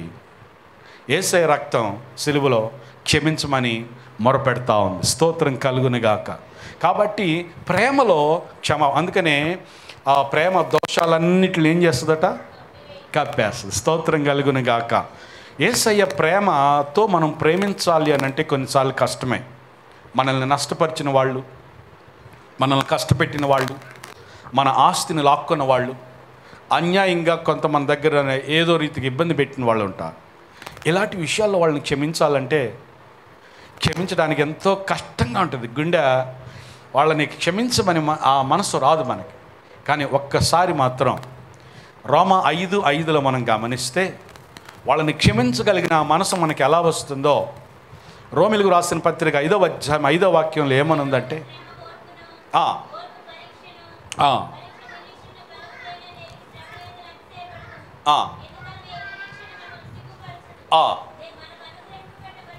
మనకు అనుగ్రహింపబడిన పరిశుద్ధాత్మ ద్వారా దేవుని ప్రేమ మన హృదయములలో కృమ్మరించబడుతుందట. స్తోత్రం కలుగును గాక. Divine love is poured into our hearts. దేవుని ప్రేమ మన హృదయాలలో కృమ్మరించబడినప్పుడు as God loves, as God forgives, దేవుడు ఎలా క్షమించగలిగాడో అలాగ మనం క్షమించగలిగిన ఆ దైవ ప్రేమ మన గుండెలోకి రాగా వెంటనే వీ కెన్ ఫర్గివ్ దెమ్ కదా, క్షమించగలుగుతాం. పగ తీర్చుకోవడానికి లేకపోతే వాళ్ళకి ఏదైనా నష్టం మనం నష్టపరిచాడు కూడా వాళ్ళ తిక్క కుదరాలి, వాళ్ళకి అట్టాగా జరగాలి అని చెప్పి కొంతమంది చిన్న చిన్న విషయాల్లోనే, ఇది ఫ్యామిలీస్లో జరిగే చిన్న సంఘటన ఏంటంటే భర్త కనుక ఎప్పుడైనా భార్యని కొట్టాడు అనుకుంటే భార్య ఏం చేస్తుంది? నువ్వు చావా, ఏం చేద్దాం, కాఫీలో విషయం కలుపుదామా, అన్నంలో కలిపేద్దామా, ఎప్పుడు చచ్చిపోతాడా, ప్రశాంతంగా ఉంటుంది జీవితం, పొద్దాకలు తిడతాడు, తాగి వస్తుంటాడు, ఏం చేయాలి అని చెప్పి ఎంతో నష్టపోతూ ఉంటాం. నాకు తెలిసిన ఒక సంఘం, మా సంఘంలో సహోదరు, పాస్టర్ గారు మరి నాకు చిన్న సలహా ఇవ్వండి అనింది. ఏంటమ్మా అంటే, లోకంలో మందు తాగేవాళ్ళు తాగకుండా ఉండాలంటే వాళ్ళకి ఏదో కలిపి పెట్టాలంట, కలిపి పెట్టమంటారా అంటుంది.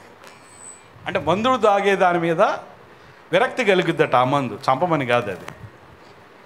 ఆ విషయాలన్నీ చెప్పి కలపమంటారంటే ఏం కలపొద్దు, వేసే రక్తం కలిపేయి, ప్రార్థన చేసి పెట్టేసేయి, ప్రభువే మారుస్తాడని చెప్తే అవునా వద్దంటారా పాస్టర్ గారు నవ్వుకుంటుంది. అరే నవ్వుకోబాకమ్మా, అది వాక్యానుసారమైంది కాదు కదా, లోకంలో ఎవరో మా ఇంటి పక్కన ఆయన మారిపోయాడండి అని అంటదే. సరే వాళ్ళకి మారితే మారే, నువ్వు యేసుక్రీస్తు రక్తంలో కడగబడిన దానివి కదా, మరి లోకపోకళ్ళు లోక మర్యాదలు మనం అనుసరించకూడదు కదా, నువ్వు నీ విశ్వాసాన్ని కోల్పోబాకు అని చెప్పి ధైర్యపరచడం జరిగింది. కొన్నిసార్లు మన మనసులో ఏం కలుగుతాయి, ఆ దేవుని ప్రేమకు వేరుగా కొన్ని అనుభవాలు గుండా లోకం వెళుతూ ఉంది కాబట్టి మనకు కూడా అలా అనిపిస్తుంటుంది. అయితే ప్రియులారా, ఆ ప్రేమలో త్యాగం కనబడుతుంది, ఆ ప్రేమలో క్షమాపణ కనబడుతుంది, ఆ ప్రేమ ఎల్లప్పుడూ నష్టమును జ్ఞాపకం చేసుకొనక ఆ దోషాలన్నీ కప్పివేస్తూ ఎన్నటికి కూడా ప్రభువు ఎలాగైతే మన యొక్క పాపములంట అగాధంలో పడేస్తాడట, మనం వెతికినా కూడా కనబడవట. యేసయ్యే మన పాపాలను జ్ఞాపకం చేసుకోవడానికి ఇష్టం లేకపోతే మనకి పూర్వం నుండి జరిగినవన్నీ బాగా గుర్తుంటాయి కదా. అవి జ్ఞాపకం చేసుకొని బాధపడేవాళ్ళు కొంతమంది, కోప్పడేవాళ్ళు, కొంతమంది ఎట్టాగైనా పగ తీర్చుకొని నాకు జరిగిన నష్టానికి వీళ్ళకి నష్టపరచాలని చెప్పి చాలామంది అలా బాధపడుతూ ఉంటారు. అయితే ప్రియులారా, దేవుని సంఘంగా ఉన్న మనం శిరస్సు ఆయనే, పునాది కూడా ఆయనే.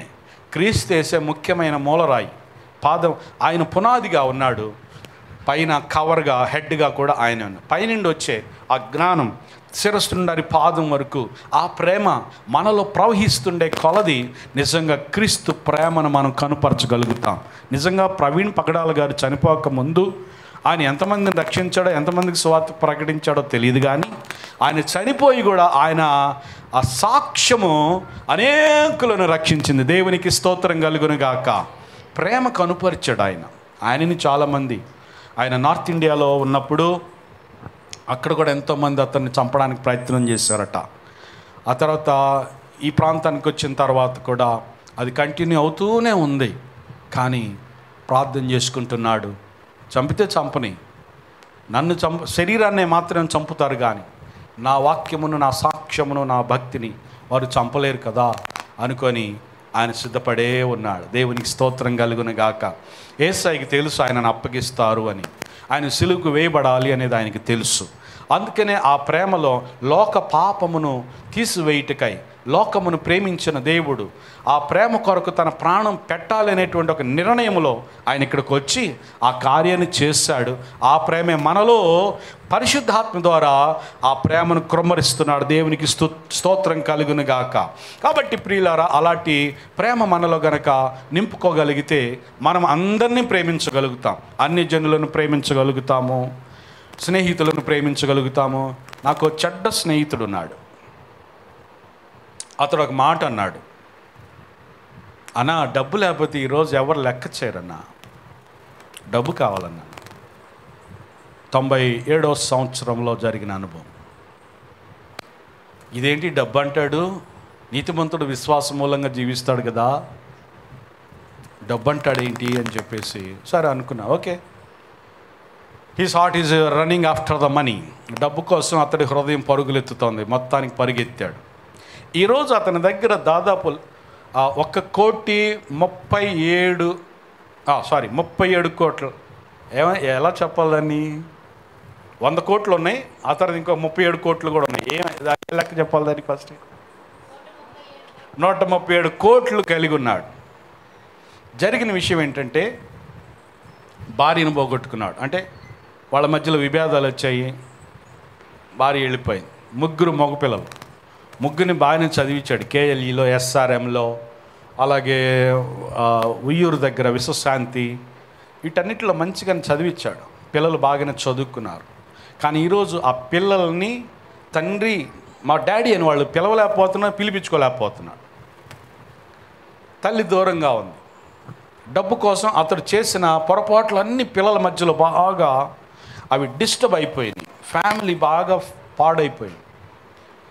స్నేహితులు చాలామంది విడిచిపెట్టేశారు. పాస్టర్స్ విడిచిపెట్టి చండాలు పడి ఈడేం పాస్టర్ అంటా ఉన్నారు.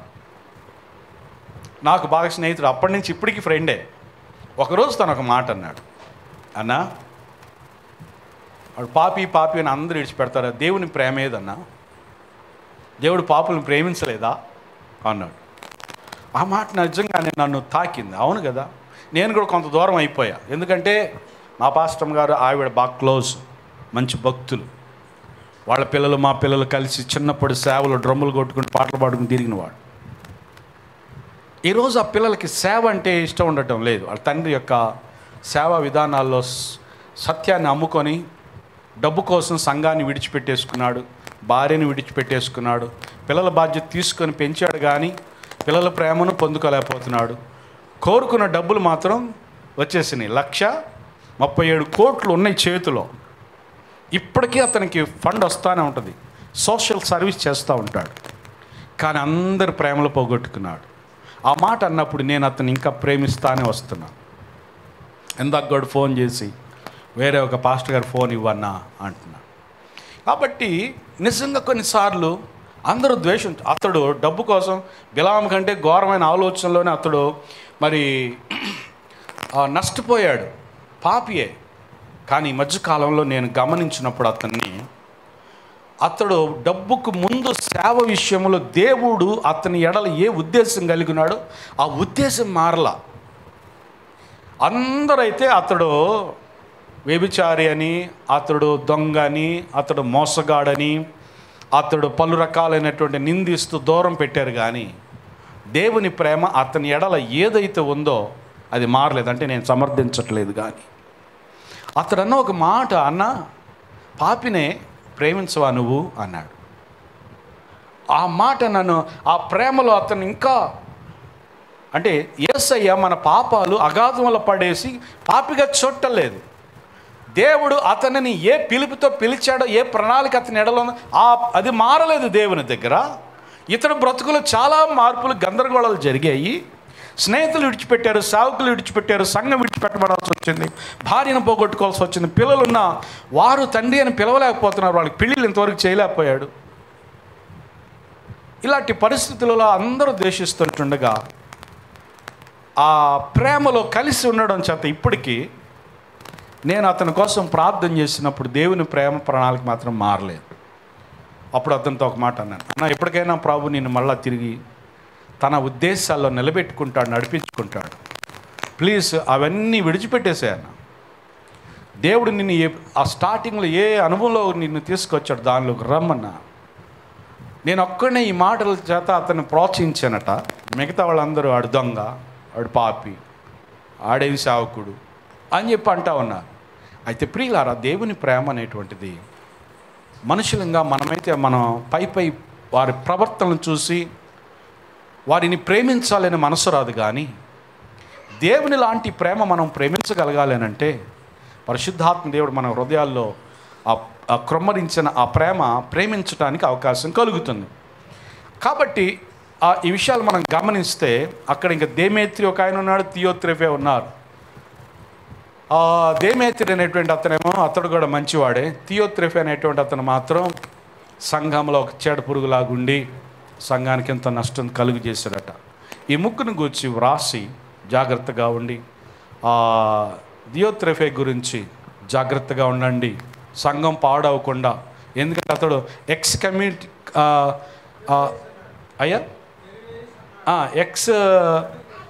ఎక్స్కమ్యూనికేటెడ్, వెలివేయబడిన వాడు. ఆయన వెలివేయబడిన వాడు ఏం చేస్తాడు తెలుసా? సంఘాన్ని ద్వేషిస్తున్నాడు, సేవకుని ద్వేషిస్తున్నాడు, సంఘాన్ని జడగొడతా ఉన్నాడు. కాబట్టి అతని విషయంలో జాగ్రత్తగా ఉండని చెప్తూ ఆ దేమేత్రి కూడా మంచివాడే. కాబట్టి ఈ ముగ్గురు గురించి, గాయి గురించి, థియోత్రెఫే గురించి, దేమేత్రి గురించి, ఈ ముగ్గురు వ్యక్తుల గురించి 14 వాక్యాలు ఇచ్చిన పత్రిక రాసి ఆ పత్రికలో గాయులో ఉన్నటువంటి శ్రేష్టమైన సంగతులను గూర్చి యోహాను గారు మెచ్చుకుంటూ ఎంతో సంతోషించాడు. అలాగే మనం కూడా గాయు వలె మనము సత్యమునకు స్తంభంగా నిలిచి, దేవుని ప్రేమలో నిలిచి, ఆత్మలో వర్ధిల్లుచు, మనం అన్ని విషయాలలో సౌఖ్యముగా ఉండుటకు మనము మన కుటుంబాలు ఈ సంఘ పరిచర్య రాను రాను సౌఖ్యముగాను దినదినాభివృద్ధి చెందుటకును పరిశుద్ధాత్మ దేవుడు సహాయం చేయనట్లుగా దేవుడి మాటలు మనందరి వినికిడిలో దీవించునుగాక. ఈ అవకాశం ఇచ్చిన మీ అందరికీ, సావుకులకి ప్రత్యేకమైనటువంటి వందనాలు. Thank you so much. God bless you.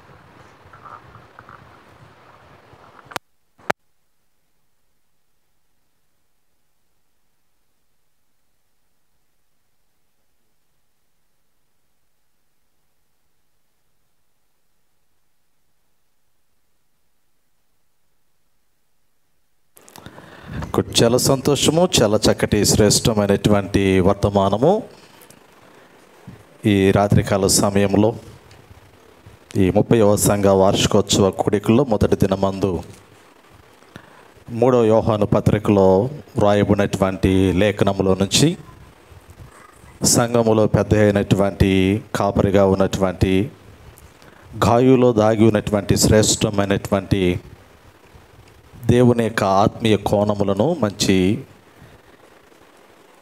తలంపులను, సత్యమునకు స్తంభముగాను, ప్రేమ కలిగినటువంటి వాడుగాను, ఆత్మలో వర్తిల్లినటువంటి వాడుగా ఏ విధంగా సంఘములో ఒక గొప్ప పెద్దగా ఉన్నాడో, ప్రస్తుత దినాల్లో మనము మన యొక్క సంఘాల్లో కూడా ఆ రీతిలో అటువంటి ఆత్మీయ అనుభవంలో ఎదగవలసినటువంటి వారమై ఉన్నాము అనేటువంటి మాట రెండవది క్లుప్తంగానే దియోత్రెఫా గురించి దేమేత్రేయ గురించి కూడా జ్ఞాపకం చేస్తూ, దియోత్రెఫా అనబడినటువంటి ఈ సంఘములో ఉన్నటువంటి పెద్ద పాడు చేయించున్నటువంటి వాడు, సంఘాన్ని పాడు చేయించున్నటువంటి వాడు, కాపురం మీద తిరుగుబాటు చేయించున్నటువంటి వాడు, సంఘములోనికి చేర్చబడుతున్నటువంటి వారి యొక్క మనస్సులను పాడు చేయించున్నటువంటి వాడు.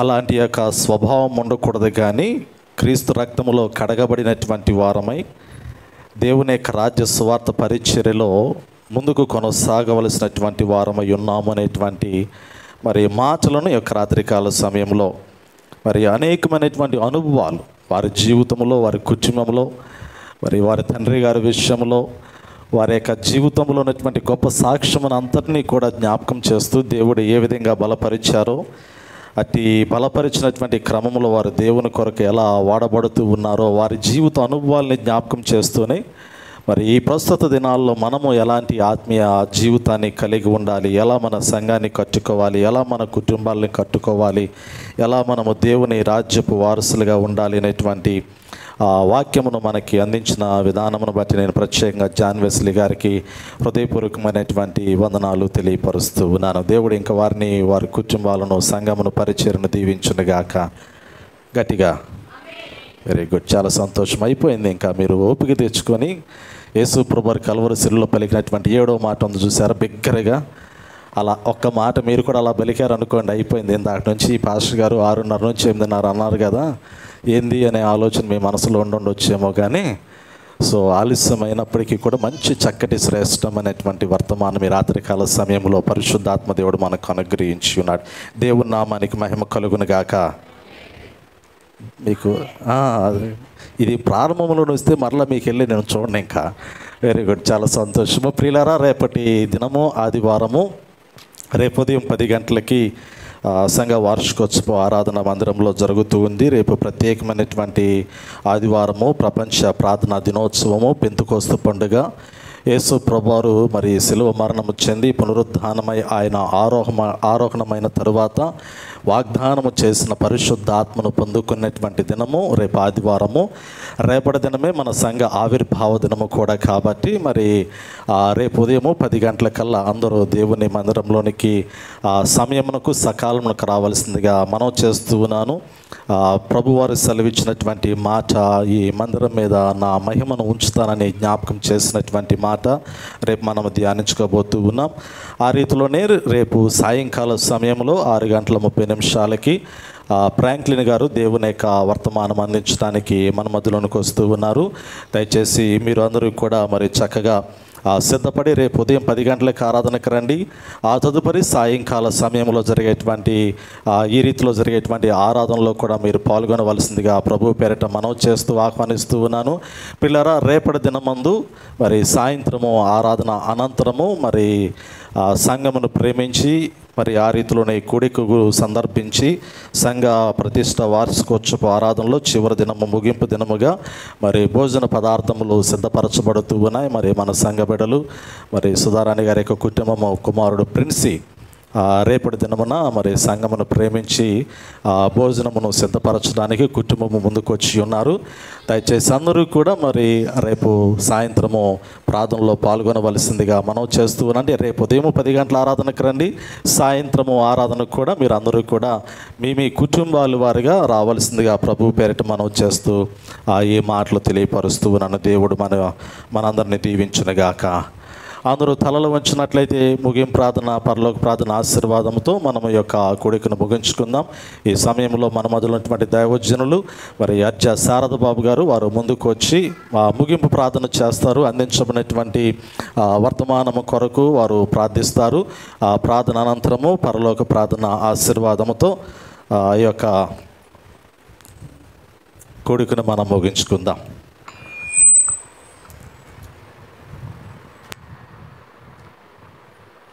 స్తోత్రం, స్తోత్రం, స్తోత్రం, స్తోత్రం. ప్రేమ కలిగిన రాజా, నీకు స్తోత్రాలు చెల్లిస్తూ ఉన్నాం. మహోన్నతుడా, మీకు స్తోత్రాలు చెల్లిస్తూ ఉన్నాం. సర్వాధికారివి నాయన, సమస్తము చేయగలిగినటువంటి సమర్థుడవు. నీవు తప్ప మాకు వేరే దేవుడు లేడయ్యా. నిన్నే ఆశ్రయిస్తూ ఉన్నాము నాయన. నిన్నే ప్రార్థిస్తూ అడుగుతూ వేడుతూ ఉన్నాం. నీ సేవకుల చేత ప్రభువా గాయు గురించి తెలియచేశాం. ఈ సంఘములో ప్రేమించే వారు ఎంతమంది గాయను పోలి ఉన్నారో ఈ సంఘములో ప్రభువా అనేక మందిని లేవనెత్తండి నాయన. ఈ వాక్యముల ద్వారాగా సంఘము ఉజ్జీవింప చేయబడాలి. అవును నాయన. ఈ వాక్యముల ద్వారాగా సంఘములో ప్రభువా పరిశుద్ధాత్మ శక్తి నింపబడాలని ప్రార్థన చేస్తూ ఉన్నాం. అనేక సంవత్సరాలుగా నీ పరిచర్యలు లేని ప్రభువా ఆశీర్వాదాలు ఈ సంవత్సరములో పొందుకొనును గాక. ఆమేన్. ఈ సంవత్సరములో మీ యొక్క జీవితాలు నూతన పరచబడును గాక అని ప్రార్థన చేస్తాం. ఎండిన ఎముకలు మరలా ఉజ్జీవింపబడును గాక. పాడైపోయినటువంటి బ్రతుకులు వాక్యముతో కట్టబడును గాక అని ప్రార్థన చేస్తూ ఉన్నాం. సంఘమును పాడు చేసేటువంటి బిడ్డలు వాక్యముల చేత మార్చబడాలి. సంఘముకు దూరంగా ఉన్నటువంటి బిడ్డలు సంఘమునకు దగ్గర కావాలని ప్రార్థన చేస్తూ ఉన్నాం. అయ్యా, ఈరోజు శ్రేష్టమైనటువంటి వాతావరణాన్ని అతి శ్రేష్టమైనటువంటి ప్రభువా వాక్యమును మీ సేవకుల చేత అందించినందుకు స్తోత్రాలు. అయ్యా, కాపరిగా ఉంటూ సంఘమును సంఘ బాధ్యతను బరువును మోస్తూ సంఘము ప్రభు అభివృద్ధి చెందాలని ఆశపడుతున్నటువంటి కాపరి యొక్క ఆ గురిని మీరు నెరవేర్చమని ప్రార్థన చేస్తూ, అవును ప్రభువా. అయ్యా, వచ్చిన బిడ్డలను జ్ఞాపకం చేసుకోండి.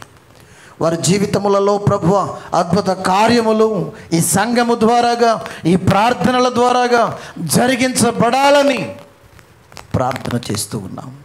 ఈ సంఘములోనికి ఈ మందిరములోనికి అడుగుపెట్టినటువంటి వారు ప్రభువా ఈ పరిశుద్ధాత్మ శక్తితో నింపబడి వెళ్ళినట్లుగా సహాయము దయచేయండి. విత్తబడినటువంటి వాక్యము వారి హృదయాలలో ఫలించులాగున సహాయము దయచేయండి. అయ్యా, చక్కటి వాతావరణమునిచ్చారు, చక్కటి వాక్యమునిచ్చారు నాయన. అలాగే రేపటి దినాన ప్రభువా జరిగించబడుతున్నటువంటి ప్రభువా ఆ సంఘ వార్షికోత్సవ ప్రార్థనను, అలాగే రేపు సాయంకాలము జరుగుబోవు ప్రార్థనను ప్రభువా మీ చేతులకు అప్పగిస్తూ ఉన్నాము. ప్రతి ఒక్క కార్యము తండ్రి, ప్రతి ఒక్క పరిస్థితి ప్రభువా మీకు తెలుసు నాయన. అనేక మంది బిడ్డలు సమకూర్చబడి మందిరము నింపబడును గాక అని ప్రార్థన చేస్తూ ఉన్నాము. ఈ మందిరములో ప్రభువా నీ కృప చూపండి, నీ మహిమను చూపమని ఇటు ప్రార్థన నజరేయుడైన యేసయ్య అతి పరిశుద్ధమైనటువంటి నామములో అడిగి వేడుకుంటూ ఉన్నాము తండ్రి.